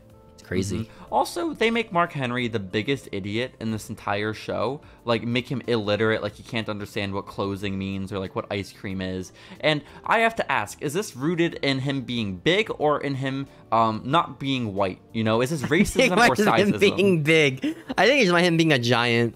Okay, but okay. I'm gonna have to side of not racist here, guys. I feel like maybe a combination. I think maybe the creators of Slam City are extraordinarily racist, is how I'm feeling based on this episode. Just racist men making this show? But I mean, it's Nicktoons after all. There was a woman like as one of the main 2 creators, so women are allowed to be racist too. And maybe they're not racist, but I look at the optics of this episode, and it's like, what are we doing, guys? So basically, guys, the end of the episode, CM Punk shoots a bunch of ice cream into Mark Henry, wasting thousands of dollars in food. And Mark's like, all right, I'll eat it. And he eats it for free. I will eat it. That's what he says. You're so right. Wow, this episode was so cool, guys. I give it 2 ice cream cones out of 5. It was great, because of just the, I think, the deep-rooted racism that's really on display here. I'm gonna have to give it 0 tires out of 5. Oof. Sorry. Yep. Oh yeah, CM Punk's ice cream stand gets destroyed. By the way, he is out of a business. That is also maybe his home too, because that's where he lives in this episode. It is his home. This is devastating. All these wrestlers work where they live. Cena is in the auto mechanic shop. CM Punk's in his ice cream cart. You know, it makes sense. It makes sense. When you love what you do, Steven, you never work a day in your life. You have to understand. Episode 21. Resistant Gorilla. Oh, when a stinky gorilla refuses to take a bath at the Slam City Zoo. Before you proceed, Steven, this episode starts, and the man walks down the corridor of the zoo, okay? Yeah. And I think, and he is talking himself to death, okay? He's having a little conversation. He's talking to the voices in his head. He's talking to the voices in his head, and I'm thinking to myself, is that who I think it is? I said it was Kurt Hawkins. That's what I thought it was. I thought it was Fandango. I'm gonna be. That looked exactly like Fandango, and I said, "Good for fucking Fandango. That man got his own starring role in this episode. Making money, baby. Working at a zoo. Because I knew in my heart of hearts, Kurt Hawkins did not work for WWE at the time. You know, long fired. Brian Myers. That was Johnny Curtis. Johnny Curtis, however, he was very there. Fresh off his win against Chris Jericho 3 years ago. Nope. So it cuts to him Randy Orton, I have voices in my head. And then, it looks nothing like him. Like, it's like no tats or anything. Looks nothing just like a him. Bald dude. It sounds nothing like him. Oh yeah, because Randy has like a deep voice, right? This guy really sounds more like me. If you were to ask who he sounds more similar to, the actual Randy Orton or my dear sweet co-host Steven, he does lean more on the Steven side of the spectrum. Because, so basically, Randy Orton is forced to do things the Viper way. The Viper Can you describe what happened in this episode? He fucks a gorilla, doesn't he? So basically, he's like a zookeeper, right? He's like, hey, lions, shut up. Monkeys, shut up. And this one gorilla is just really stinky, right? He doesn't want to take a bath. So his whole job is to make the gorilla... He wants to make the gorilla take a shower because she's a very stinky monkey. And when he manages to make the monkey go to the bathtub, the monkey pulls him in to shower with. And then she farts. Hey guys, smiles at Randy. Yeah, they're fighting about the gorilla taking a bath, and Randy Orton finally gets the gorilla in the bath, but then Randy Orton slips on a banana peel and himself ends up in the bath. And then he says to the gorilla, as they're both there, half naked in the bath together, the gorilla's already naked. Little secret, isn't it, Sheila? Is he fucking the gorilla? Well, then Sheila blushes and then kisses him, and then farts. And well, yeah, that happens too, I guess. But you have to wonder, as this episode ends, are there any further romantic implications for Randy Orton and the gorilla? You think it's like a very smart gorilla, like in Planet of the Apes, where it can talk? No. Or it's just a gorilla that's not sentient at all? Just a horny gorilla, Steven. Interesting. I mean, it is the Viper after all. Yep. You're so right. Next up, I give this episode 1 gorilla. I will also probably give it 1 tire. Oh. Episode 22. Who is the Apex Serpent? Still on his search for employment, Santino Marella ends up at Slam City Zoo, where he and Randy Orton get into a disagreement. So basically, Santino comes in. He's like, I'm gonna work at the zoo, but I also want to eat the animals. And Randy's like, no, I'm an animal lover. That's my gimmick in WWE. I love animals. And Santino's like, fuck you, I'm gonna cook what happened. The animals. This is not what happened. Santino said, I would really like a job. And then Randy Orton says, I'm sorry, man, we're not hiring at the moment. No, he says he wants to make it into like a burger. I think that's what he says, something like that. But Randy doesn't care. Randy just says, yeah, we're not hiring at the moment, man, I'm sorry. And then Santino says, I'm sorry okay, well then fuck you. And then starts beating up Randy Orton because they're not hiring. There was Randy was not upset by the animal eating. Randy may encourage this. In this episode, Santino pulls out the Cobra, the most deadly weapon in WWE. Only one person has kicked out of it ever in the history of the company, and it hasn't happened yet. And who did? It was Daniel Bryan that kicked out. Yo, good for Daniel. He doesn't use the Cobra. And Randy's like, I'm gonna give you an RKO, and then it pans to like the most epic thing ever where you RKO Santino Marella, and it goes RKO on the screen in like loud bold letters, and someone screams it. No, they don't. It's like angelic singing. It's like RKO. It's really bad. Like it was not funny. And then Stone Cold pops up and throws them both into cells at the zoo because he's the Rattler. That's what he does. The Rattler. The Rattler's a Rattler at snake. Six Flags. He's a rattlesnake, man. He's a Texas rattlesnake, and he says, he says, fuck you, Randy. You're not the apex predator. Vipers suck. I'm gonna throw you.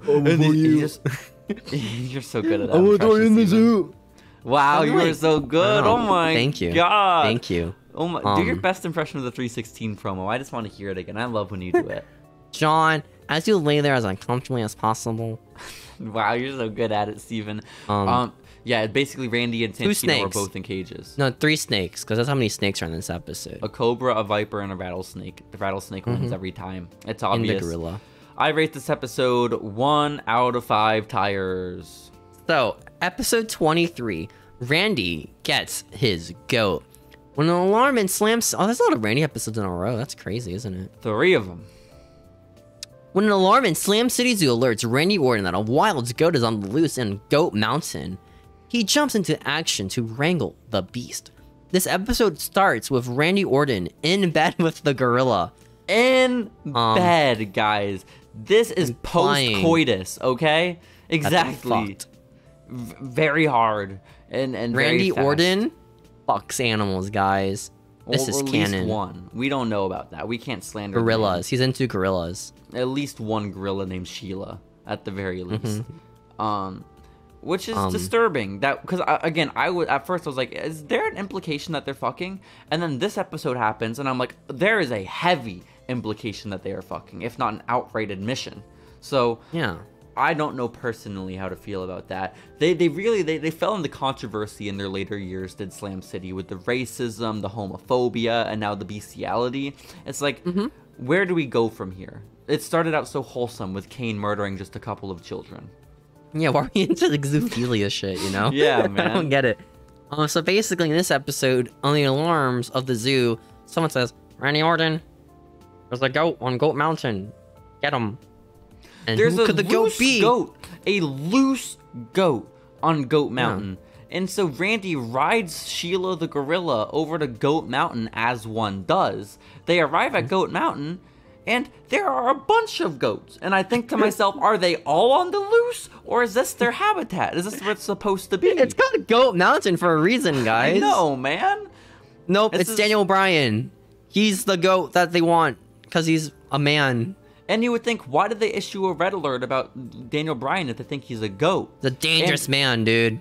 But he's just meditating on top of Goat Mountain. Yeah, and then Randy tries to beat up Daniel Bryan, and I forget how this episode ends. This might be the sloppiest, laziest story yet in Slam City, because Randy just shows up at the top of Goat Mountain. Daniel Bryan is there chilling, okay? And then they just start fighting for there was no reason. Not a one. Okay? And then Daniel Bryan's just a dick in this episode too, you know, he's trying to he is, but it's kind of redeemed when Randy Orton starts lifting up the stray goats and pegging them at Daniel Bryan and sending the goats off of the mountain, flying to their death. And murdering them. He's dropping them to their death, dude. It's awesome. He is, before then doing the exact same thing with the real Daniel Bryan, throwing him off the mountain. Ever again. He's dead.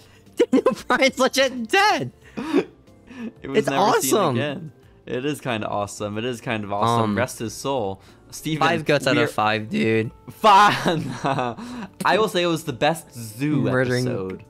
For sure. Oh, you don't like the zoo trilogy? I've given them 1 star each so far, Steven. What do you mean? I will give this one... I love the zoo trilogy. 3... This was the one that confirms the bestiality, though. I'll give it... that's why I give it 5 out of 5. Okay, I'll give it 3 tires, man. Episode 24. Guys, Surround we are so Pound close to being done. I fucking and promise. Stadium Beating Part 3. Sheamus and Brock Lesnar roll through a variety of movie genres before they finally We're skipping. winding up back to Slam City, much to the audience delight. I like the part where they go through different movies and then the audience starts clapping when they get out. That was so cool. 0 out of 5 tires, didn't watch. Episode 25, Finale, Part 1. As John Cena closes up shop for the night, the finisher is caught with his hand in the cookie jar, sealing the WWE He cut off his Championship. hand in the cookie jar? Why the fuck would he do that, bro? That's a really fucked up thing. So remember the last time we saw the finisher back in episode 13, titled The Finisher, guys, alright? He somehow discovers that John Cena has the WWE Championship in his drawer in the auto shop in John Cena's bedroom. And the finisher just takes it. But then John Cena comes like, hey, brother, you can't see me. I want to beat you up. And the finisher's like, dude, I have every finisher.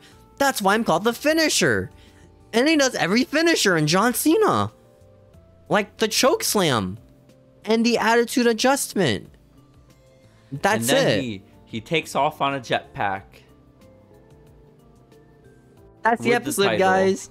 But guys, it's the moment you've all been waiting for, okay? This can only be overshadowed by the second part of Sheamus versus Brock Lesnar, okay? Guys, we have the finale of Slam City. Steven, the finisher has the... Oh, sorry. 6. Episode finale. 6. The Part finisher 2. has the WWE Championship freshly stolen from John Cena's bedroom / auto shop / garage. You gotta let me do the description. I'm just getting the audience ready and excited, Steven, okay? Okay. Go ahead and give them your description. Wait, that spoils what happens in the episode, actually. Wait, I did? Oh, no, you mean the description. Okay, fuck the description. Fuck Wikipedia, guys, because John Cena is there. He's looking for the finisher. So he shows back up to the empty WWE arena from which live wrestling shows used to be broadcast, but no longer because the finisher has taken over. Okay? And so Cena's like, where are you, finisher? And then the finisher comes on the big screen and he says, John Cena, you have fallen into my trap. And then John Cena gets dropped from the ring. I don't really remember what happened, Steven. I'm going to be honest. But either way, he gets wrapped up in the Ring of Doom, which the finisher reveals is a ring of fire and electricity and slippery ground. And so that's scary to set the scene. John Cena fell into a trap, man. I know. Oh, you don't want to take it? I can explain the rest. The finisher is up there on the pedestal, and he's looking down at Cena, and he says, John, I brought you here today because I want to tell you about my backstory. And then he starts saying his back, and I am actually interested because I'm like, fucking finally an explanation. Who is it? Who is the finisher? What's his story? Then, as he begins to speak, Steven, if you smell, The Rock emerges from the rubble. He shows up behind the finisher. Is that the Seinfeld intro? What are you doing, man? That's The Rock's song. What? The Rock says. The Rock says. I mean, I guess. Yeah. No, I was a Seinfeld so The Rock intro, pops out of nowhere, right? Because they had a WrestleMania match with John Cena once. Twice. You know, once in a lifetime, though. He's in the Fast and the Furious movies at this point, I think. Right? No clue, man. I don't know. And they just beat up the finisher. Right? That was cool. They go into the vault with... Yeah, he gets fucked. And then guess how they send him off? Guess how they get rid of the finisher after they beat him up? How do they get rid of him? How do they kill him? Well, they send him into outer space. Sick. Then they go into Vince's office, into the vault with Vince McMahon. They open it. Nope, it was just a recorded message of Vince McMahon, and the finisher plays the message. If you're watching this, you just defeated me, the finisher. Well, I'm still out there. And then John Cena's like, okay, and he throws the... You gonna say something? Yeah, I got a lot to say, Steven. I got a whole fucking lot to say because I was excited that this means that my theory that the finisher might be Vince McMahon is still alive and well. Because when they opened up that vault, like you mentioned, there was no Vince inside. There was just an iPod playing really unintelligible Vince noises. Yeah. Like exactly. And then it's the message where the Punisher or the finisher says, yeah, guys, this little iPod is about to self-destruct. If I couldn't be the WWE champion, no one can. And then John's just like, oh, he throws it into the sky. It collides with the finisher, and then he gets murdered in space. It becomes fireworks, the WWE fireworks logo. So I don't know if I'll ever have it confirmed or not, if the finisher was Vince McMahon. We'll never know because he's dead. Passed away. His body was just spilled into a million chunks in the sky. So yeah, that's Slam City, guys. Woo! Let's go! Yay! Steven, I can't tell you how happy I am. How'd you feel about Slam City? I think it's my least favorite episode of Following Lucha we've ever done. What? What do you mean? It was awesome. I loved it. It was the worst time I've ever had preparing for an episode. 2 episodes. That's 4 minutes of content right there we missed out, man. The worst time I've ever had preparing for Following Lucha. It was miserable to sit through. None of it was funny. I can't even be like, oh, yes, now I know more about the wrestling lore and about wrestling history, because I don't. Yeah. And in reality... I don't know the lore of the finisher. Who is he? He's just there. I guess. But I'm just going to fucking trick myself and create false memories. So in 20 years from now, I'm going to be like, what about that one time CM Punk outed Kane as gay? you know, and think it's real life. Because I'm about not that time where Rey Mysterio impaled a truck driver? That was awesome, guys. Yeah, guys. This is tough. That's the entire show, guys. Next segment. No, not the next segment. I feel like we gotta decompress before we get to the next segment. Okay, deep thoughts.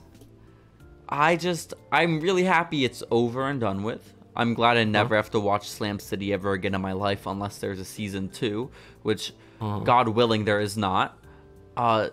Steven, do we know why? Like, I know you mentioned it was a marketing scheme for the toys, but beyond that, was there any real explanation for why this needed an animated series? Because I feel like it's very expensive. It's like a kid's commercial. That's what it was, you know? But I was the ideal target for this, right? When you're 14? I was 13. But I was 5-year-olds. I was buying wrestling toys is the point, okay? That's what I mean by the ideal audience. I was a child buying wrestling toys, and never once did I know they made stretchy rumblers. So this marketing campaign was a failure, and they probably dumped so much money into getting an animated series made, you know? On Nicktoons, the most dedicated channel to cartoons. On Nicktoons is right, man. And the WWE Network, we cannot forget. It's only $9.99 a month. Guys, I miss the network. So, Steven, I want to ask you a question. When I came to you and I said, dear sweet co-host, we need to have an episode that is not Lucha Underground, this was one of the first things you sent me. Why? Yeah. I remembered one episode of it. I think it's the CM Punk ice cream one. Well, like don't worry. There were fucking 5 CM Punk ice cream ones. Yeah. So pick your poison. Which was it? That one where he outs Kane as gay? No, I think it was the first one. With I wish it were the Santino one. It was the most confusing experience you ever had in your life. As a homeless Santino wanders the streets. Also, that lady was AJ Lee, by the way, at the pizza with How do you know? Santino's face on it. I looked it up on Wikipedia. It says AJ Lee in the credits. Nothing like AJ because her hair was so short. I think it was her attire. Black t-shirt. I guess. Whatever, Steven. What, guys? There's more Slam City comics. Web comics. Produced. We didn't read them. Why were there... How many? I don't know. Probably enough to get a mention in Wikipedia. Steven, that's cool. How many web comics were there? I don't know. Maybe we gotta read like the actual WWE comics, you know? Because if they made more web comics for WWE Slam City than were made for Lucha Underground, I'm going to shed real tears. Okay? Because those Lucha Underground comics were sick as hell. And you just don't understand. WWE comics are pretty cool. I like WWE comics. I thought they were pretty fun. I didn't even know they made comics. One of them was like explaining why Roman got booed, like in canon. And it's like Roman watching his dad, and he's like, "Mommy, why are they booing him?" And the mom's like, "Dude, people may not like everybody. Remember, you just gotta be the big dog. You just gotta be the big dog, Roman." And it's like, takes it to this day of him getting booed and Dean getting cheered or Seth getting cheered. Like, they'll never understand his pain of the big dog. This makes a lot of sense. I have one Undertaker comic, I guess, but that was from like the 90s. There wasn't an emotional backstory about a little kid not understanding. Which is sad. We're gonna read the WWE comics. No, pretty sure they're free on. We will read the Lucha Underground ones though. That is confirmed, guys. That's season 2 of the season 5 of this show, guys. I have one of the only printed versions of the Lucha Underground comic books, so I am cool. Stonks. Let's go, Steven. Next I guess we can finally get to the week of what happened when Slam City premiered. Like, I honestly You're wowing so soon. What are you doing? We're gonna wow in 3, 2.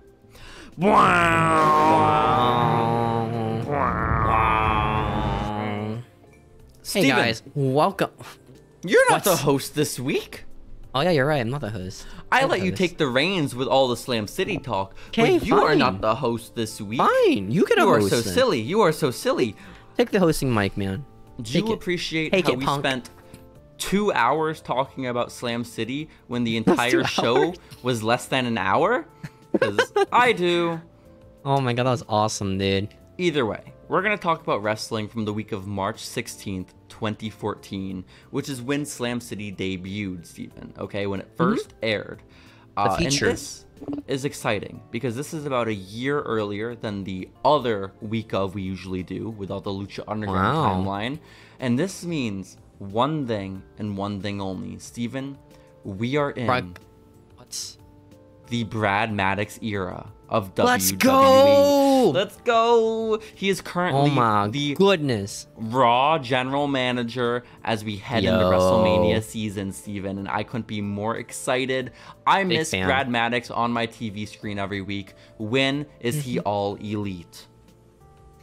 If he does become all elite, do you think they're gonna do like a reference to him coming on the title? What? Why? Why? Who? Oh, MJF may say that. You know, you're right. How do we know he came on the title? It's gonna be like when the Acclaimed being like, yo, listen, yo, we're gonna hide the titles before you come, something like that, or how is this a recurring bit on the show? How is Steven does the Acclaimed a recurring bit, man? Just like the Acclaimed, man. You know, listen.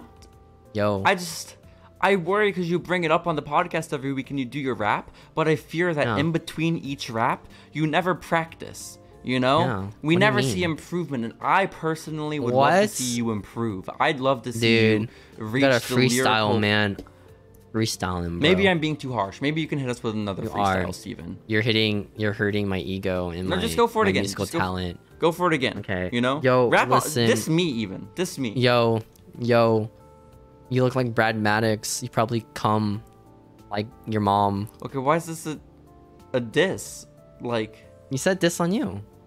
Yeah, I know, but how's that a diss? You said I look like Brad Maddox and I probably come. Yeah. And then something about my mom. Yeah, but like I don't mind looking like Brad Maddox and also having a working functional penis. You know, like these sound like very true. Both things I don't have. You know, and I would really. I know. I would love this life that you're proposing. We're just all jealous of Brad Maddox, dude. Let's be honest. That's what we really got from those leaks years ago. We all learned that Brad Maddox is better than all of us.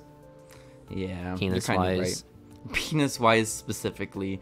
Either way, Steven, the Brad Maddox era is here. But let's not talk about WWE. Let's instead talk about wrestling news blog ladies' favorite subject. Aside from Shayna Baszler in mixed martial arts, and that of total non-stop action. Steven? Whoa, I love this. Impact just had their Lockdown 2014 show, okay? Yeah. And at this show, big news. MVP Bobby Lashley is Bobby Lashley. He's still there, right? He's been there. Yeah, he's still there, but that's not the big news. No, I guess he did return at Lockdown 2014, but the big news is that MVP showed up and he has won the rights to the company away from Dixie Carter. MVP Montel Vontavious Porter is now the president of Impact, okay? This is March, and his reign in charge... Yeah, I didn't know either. I did a whole little Wikipedia deep dive because his... reign as the manager of TNA lasts from March until June, and it ends because he eventually turns heel, does MVP, and as a corrupt I feel like you'd be heel by taking over the company. I feel like it's a pretty heel move in itself. He took it over from Dixie. Oh, you have to understand, Dixie is not this beloved figure, Steven. Makes sense. That makes sense. MVP eventually turns heel, and he's like, I'm a corrupt bad guy now, and I have power. So what I'm going to do with my power is exactly what a bad guy would do. I'm going to give myself a title match because I deserve one. And so at the pay-per-view, it's going to be MVP versus the Impact Champion. Who it is, I have no idea. But before the match takes place, MVP is injured and is no longer able to compete in the match. And then eventually he's just kind of replaced with Kurt Angle as the general manager. So. Oh my. This Kurt, is he general manager or does he own the company? Well, I don't know if TNA really distinguished at the time. You know, it's not like there was a Raw and SmackDown. This was all Impact. Yeah. But poor it's not like MVP. AEW, you know. MVP was apparently supposed to be like their guy, like supposed to become their world champion, and then he simply got injured. Yeah, that's so sad. I mean, it's better, you know. I feel like that way. It's better. It's better that he was injured? No, not champion in the face of their company. Why? I don't know. Are you saying because he's an ex-convict, an ex-criminal, you're saying that they don't deserve a second chance and they can't be the face of a company because of his past? Oh, that feels a little bigoted, Steven. I feel like you're the one who's making this up, filling in my mouth with words. No, he was in prison. You don't understand. He was in prison. I watched the whole documentary. I think you're implying that I'm more racist. That's a documentary? Yeah, it was a documentary. It was an episode of The Wrestlers on Vice, Steven. The man, he went with MVP to the prison he used to be imprisoned at, okay? Huh. And they were talking about what prison was like. And then they followed him on the indies for a few days, and then he had a death match with Sami Callihan. So good? Well, they didn't show the full death match, but there was blood. And Sami Callihan, as much as he seems like a not great person in real life, he's a very good wrestler, Steven. That's all you need in life, It really is. It really is. Look at Alberto Del Rio. Man. I know. Yeah. I know. So did you know, by the way, that MVP, and maybe this is common knowledge and I'm just dumb, did you know that MVP and Bobby Lashley worked together in TNA? Yep. How? Because I saw it a clip from your fucking Christian highlights. That's why. Yep. Fucking Christian Mark. He wasn't even in the company yet, but yep. He's not even in the company at that time, but yeah. No, I think I saw like a thumbnail once, like some like what's it called, EC3 promo or whatever. I don't know. Sometimes the TNA clips just pop up, I don't know who anyone is. Steven. Like Menagerie? Who the fuck's the Menagerie? I don't care about them. How dare you? You don't know the Menagerie? Yeah, Crazy Steve, right? My man. Crazy Steve. What are you talking about? And I think some like large bald dude was there too. I don't think it was Luke Gallows. The main guy. Like that. Yeah, there's like some hot girl that they got. What was her name? Like, no idea. Menagerie, maybe? Shoot. I don't remember her name. I know the Menagerie, Steven. Let's go. But either way, Ultimate Warrior is the more important news here, okay? Not in Impact, not in TNA. This man is over in WWE, Steven, okay?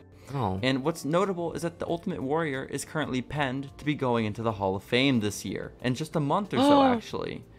And it's right about the time that we start announcing who all the people inducting the nominees are going to be, And who could it be? Ultimate Warrior took to his Twitter account and he said, guys, she finally accepted it. She finally said yes. Linda McMahon is going to induct me into the Hall of Fame. Oh my gosh. Why Does that happen? Yes, it happened. She's so known. Linda did induct the Ultimate Warrior. But like, why did he request that? She's just known by everybody, But you figure Ultimate Warrior must have at least one or two friends that he doesn't need the boss's wife to induct him. What do you mean? Well, I mean, Linda McMahon inducted the Ultimate Warrior into the Hall of Fame. Why wouldn't, say, maybe they had a romantic relation, That's Hulk Hogan's a racist at the time. Not at the time. That's a year later, Steven. Oh, before he was racist. Well, he would, Ultimate Warrior like Hogan? Oh, I don't think Ultimate Warrior was ever racist. I think he was just horrible to women in the LGBTQ+ community. I thought he didn't like Hogan, though. We're taking his spotlight. He might fucking hate Hogan. Most people do, Steven. Most people do. But either way, that didn't stop Hulk Hogan from inducting Macho Man Randy Savage. You forget. Right, you forget. Sorry. If you remember, this is the reason Scott Steiner got into a fight with Hulk Hogan's wife at the airport. Steve, how quickly you forget these things. All right, Exactly. This podcast really exists to keep the Hall of Fame lore, if we're being honest about things. I like how the Hall of Fame has so much drama, and it's just like a title someone gets, and that's really it. It really does. Because all these old guys, they're getting back in the limelight, they want to make the most of it. But Ultimate Warrior... Like Beth Phoenix says Linda is my girl, and I think this must be because they have fucked, right? You think? You think Vince shared? I don't think it was Vince's choice. I think Vince doesn't even know to this day, but I think he might suspect it, This is yellow journalism right here, dude. This is my fantasy booking, okay? This is what it is. Okay, that's fair. If Ultimate Warrior were still alive... That's not as bad. If Ultimate Warrior were still alive, this is how I would book their angle on television. Right. Where, Vince was cucked. Was cucked by Ultimate I think Vince could make himself in a cuck angle and still look strong out of it, I feel like. I worry, Steven, that if we were put at the helm of a wrestling company and the creative team, we would have multiple cuck angles ongoing at all times. And it'd just become a little confusing. I think it's a reality, too. You're saying it would mimic real life? Yeah. The immense number of cuck angles. Okay. Yeah. That's cool. Maybe kind of like the first polyamorous like wrestling organization. What does that mean? Does every wrestler has to be willing to fuck all the other wrestlers? Mm-hmm. Huge orgies. Wow. Who would be the first person? Though. No, we're the bookers. We can't get involved in that. Who is the first wrestler you would invite to your polygamy group? Like our main one, like the main, right? Bam Bam Bigelow. I feel like Bam Bam. You know? Okay. So this is fantasy. This is pure fantasy. We're going back in time. What year? What year is this? Well, if Bam Bam is alive, it has to be like at least before what, like 2009, you know? So okay, we can have Umaga. Let's do 06. 06 fantasy. 06? We have Bam Bam and Umaga just slapping meat. That is your dream scenario. Who else could I put? I need some women representation, right? Victoria. Why Victoria? I just thought of her theme song, not with like with Nicki Minaj in it, for some reason. Nicki Minaj is in Victoria's theme song. No, is it Cardi B? It might be Cardi B. Cardi B is in Victoria's theme song. It's one of them. You know this? Wow. Cardi B was a child when Victoria was on television. Oh, maybe it's Nicki Minaj then. Nicki Minaj was a child when Victoria was on television, Steven. Or at least a 20-year-old. No, they had their song in WWE. It was crazy. Like, they're in it. Steven, who do you think Victoria is? Victoria's that Tara, right, from TNA. Okay. So yeah, Nicki Minaj. Nicki Minaj did the theme song for Victoria. Yeah, that's not a joke. In what year? What year? It's one that's like, I'm no lady to mess with. Woo! Go! That one. 2001. 2000? How old is Nicki Minaj? I don't fucking know, dude. How do you not know that off the top of your head? Nicki Minaj. Age. She's 40!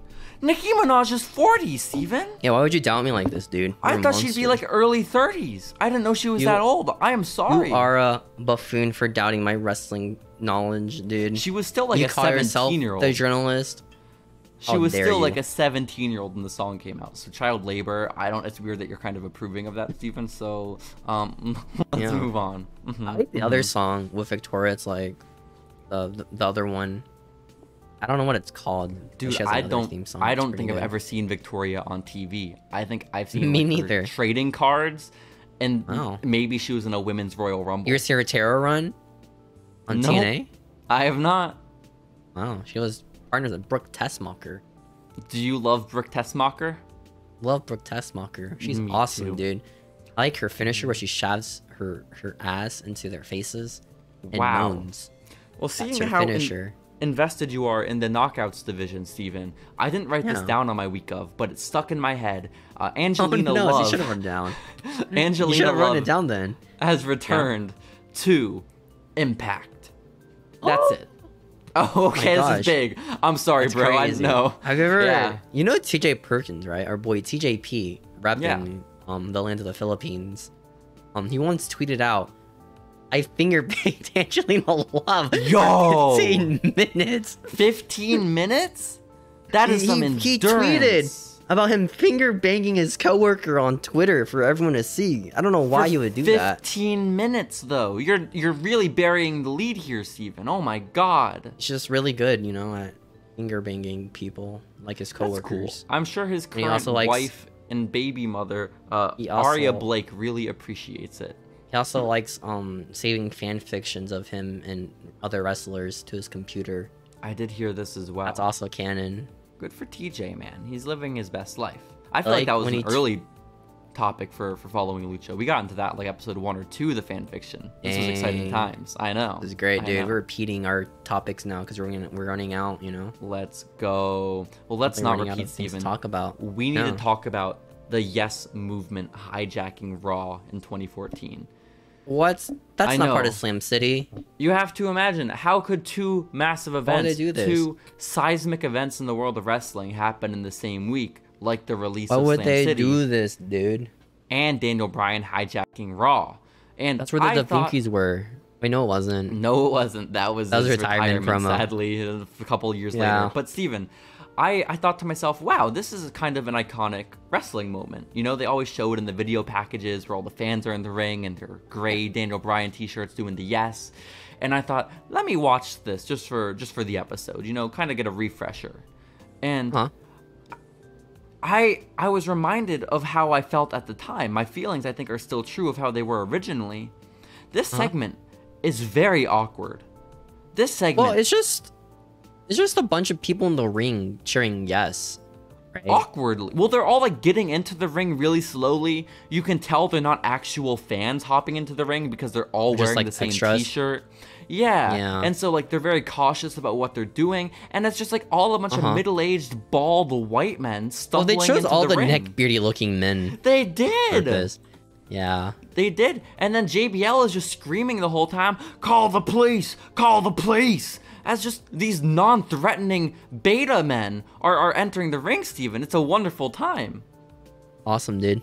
Yeah. I'm a beta man, so I can also relate to these guys. Would you have gotten into the ring with Daniel Bryan? No, I'm not the right race for this. You're not. Well, they did have a couple of You're not African American. I apologize for that. But they did have some African American individuals in the ring. Notably, the one scrawny guy that was just like rubbing up on Daniel Bryan the entire time. I don't know what he was doing in that situation, man. You know. Yeah, he did meet the bald quota though, which was good. Wow. You know, there's so much hair in this. Let me get rid of some people. Exactly. That's what Triple H said. Exactly. Well, no, Triple H said, "Oh, Daniel, I can't believe you would have fans get into the ring, and because of that, I'm gonna give you a title match at WrestleMania." And so, no, he didn't. He said, "You're gonna wrestle me at WrestleMania, and then get a title match. If you win, you'll get a title match at WrestleMania." You're so right. That's crazy. So right. What a great event that was. Remember when CM Punk was gonna get this spot and then didn't want it anymore? Yo, Steven. Wrestling sucks, okay? 2014 wrestling was bad. Maybe worse than pandemic era Raw, you know? Like, it's really pandemic bad. Was, like, really weird because they were really experimental during it. Yeah, and some like, of it was... very experimental. Cool. Like, what's it called? Shane McMahon's, was it Raw Underground? That shit was awesome, you know? Like the strip dancers? Hell yeah. That was History crazy. Will be nothing but kind to Raw That's Underground. Almost debuted, man. That was awesome. And Baba Tunde, don't you forget. Okay? And Commander Aziz. Well, of course. These big men. Yeah. Steven, outside of the Yes Movement hijacking Raw, more on the dirt sheet side of things, we have some big news. Because Dave Meltzer has reported that there was an internal leak of who WWE views as their 5 biggest stars heading in to the rest of the year after WrestleMania. Okay? How do you leak this? This sounds like really usable information I get. You just look at the TV every week. Who do you think are the biggest people? You know, it's not that tough. John Cena? There's no way. What? Okay, yeah, Steven, name the 5. Dude. Name the 5. You got one of them. We got Cena. Who else is on that Randy list? Orton. There you go. Who else is on the list? Shit. Batista. Oh, no, Batista was gone. He leaves after Mania. I thought he was in the company at the time. He was, but again, this is the list for who's gonna be the #1 for the company after Mania, and Batista leaves after Mania. But so that was like a good Daniel guess. Bryan then, right? Daniel Bryan. We got 2 more. See, what the fuck are people complaining about then? About Bryan. I know, right? Yeah. Like, what the fuck? He was always featured on TV, you know? He was. You got those final 2? Fuck, I don't know if Roman Reigns is part of this yet. You got it. I'll give it to you. Roman's there. Fuck Roman's yeah, there. let's go! One more. Think 5-star matches. Or think a 5-star match in his entire career. Sheamus? There's no way! Let's go! Yo, the Chad Sheamus, baby. Go. More 5-star matches than AJ Styles. Yo, that's all I actually. Be true. Okay, I don't think that's true at all. Holy shit. But like, does it really matter if like the Dark Order can get a 5-star match or like Jungle Boy? The Dark Order got a 5-star match?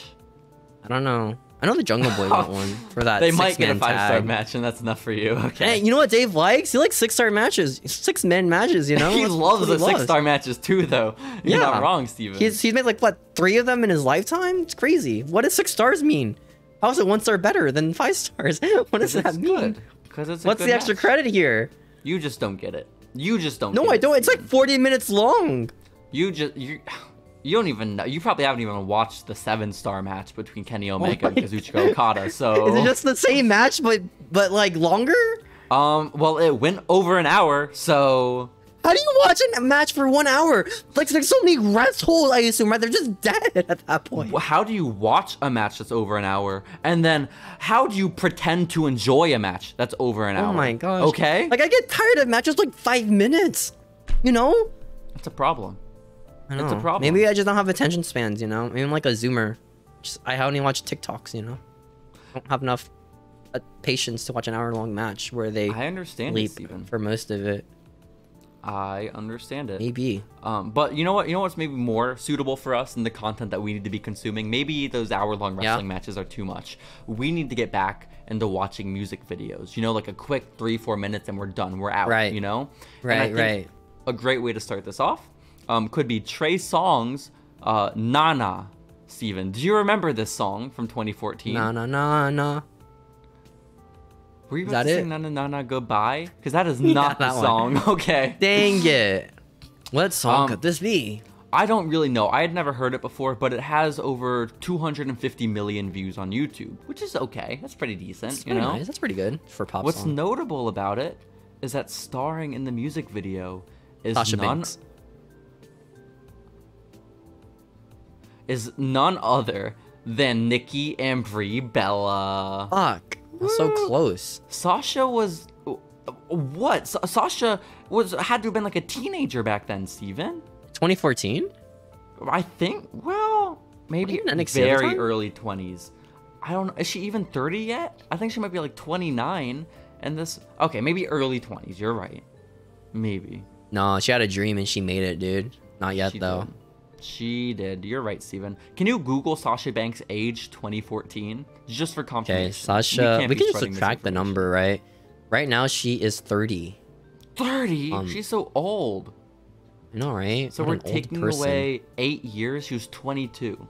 You think 22-year-old Sasha was in the Trey Songz video? I mean, possibly. I don't think so, because she looked like a nerd back then, you know? She was like an indie. Yeah, remember like Aaliyah's video of her before she was in WWE?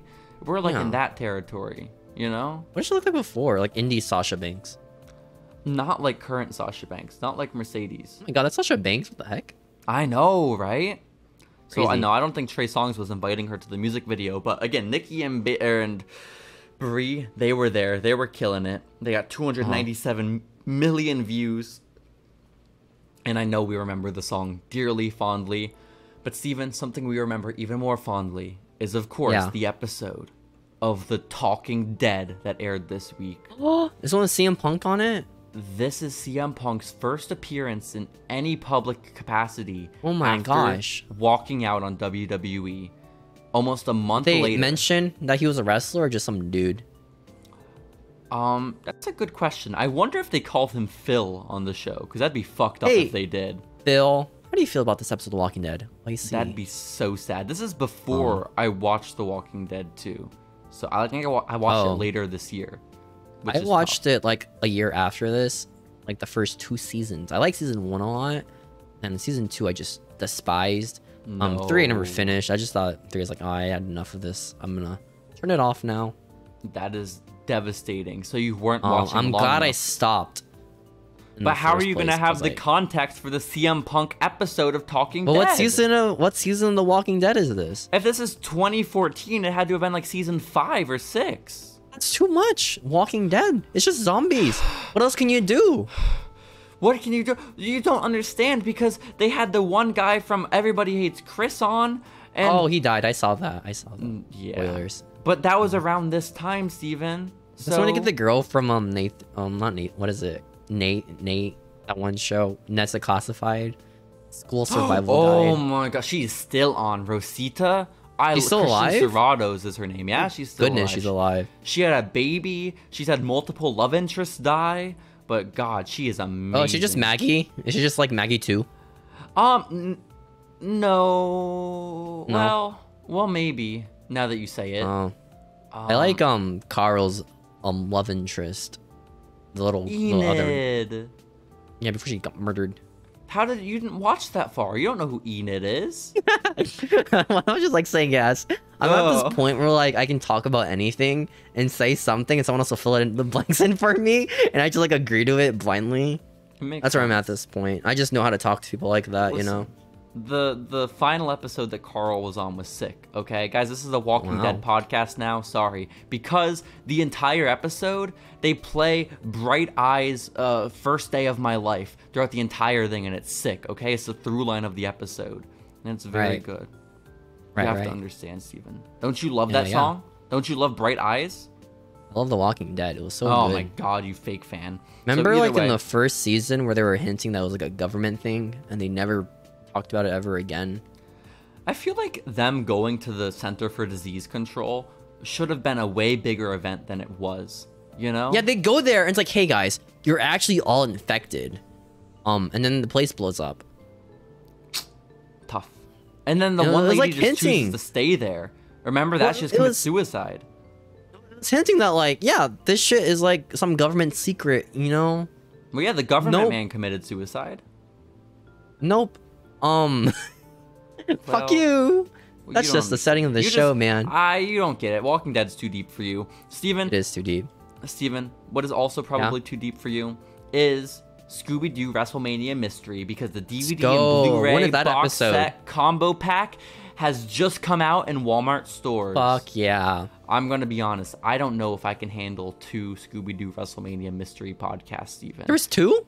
I already have one under my belt from like 2017, you know? So it's good stuff. It's good stuff. Great stuff. Great stuff. But no, it came out and it's in Walmart now. Apparently it hasn't officially been released, but people have been seeing it at Walmart. So that's what happens. They break street dates sometimes, you know? If you want an early copy of Scooby Doo Wrestlemania Mystery, go down to your local Walmart. When is that episode of the podcast happening, man? Sin Cara's in it. Sin Cara is... I'd sooner, Steven, before we do that, we should just straight up buy the 2-pack with him and Scooby Doo. And then is that rare? We do a review. Of course it's rare. Scooby Doo is in it. Yeah, and I know Scooby Doo was like that. It became rare after it became a meme, you know? After it became a thing on wrestling Twitter, which is bullshit, quite frankly. Yeah, fuck wrestling Twitter, dude. Stealing our content, bro. Wrestling Twitter.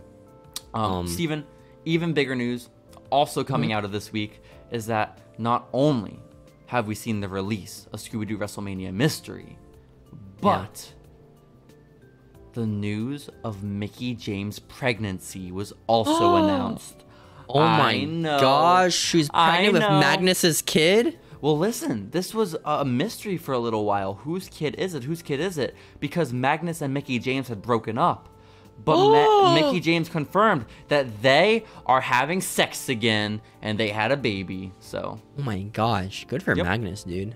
Good for Magnus. I don't know when I said maybe it was intentional. I don't know. I did 2 dicks, maybe it was like an unintentional pregnancy. You know, I'm just you think so? Why would you imply that about Mickie James' child? That doesn't make Mickie James' kid feel very good.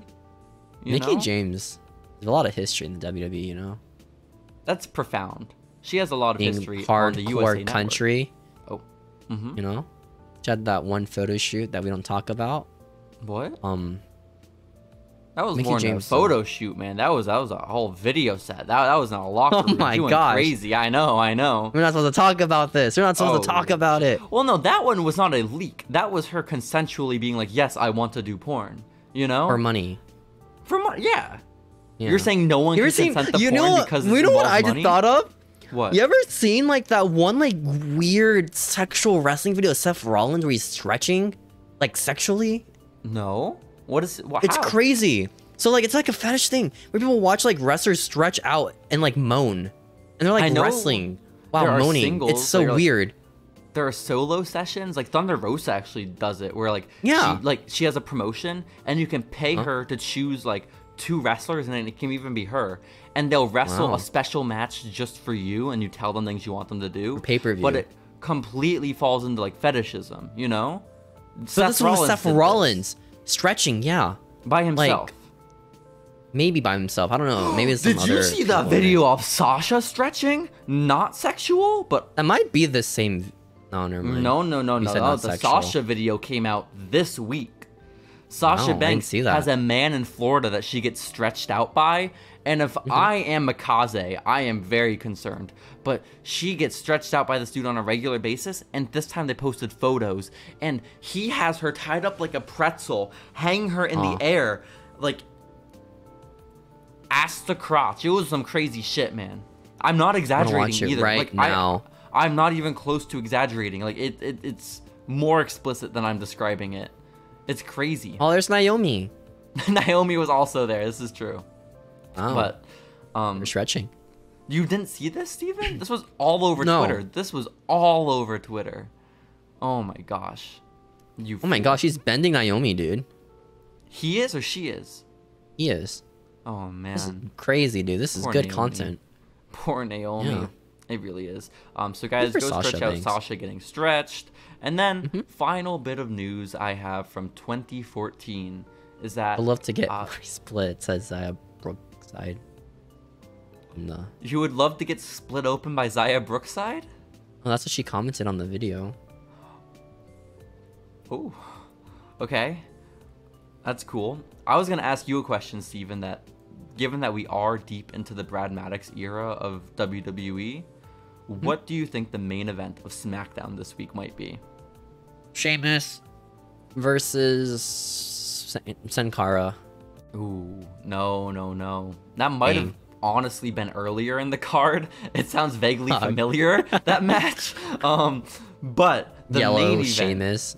Yeah. This is maybe one of the most exciting matches I could possibly, personally think of and put on paper.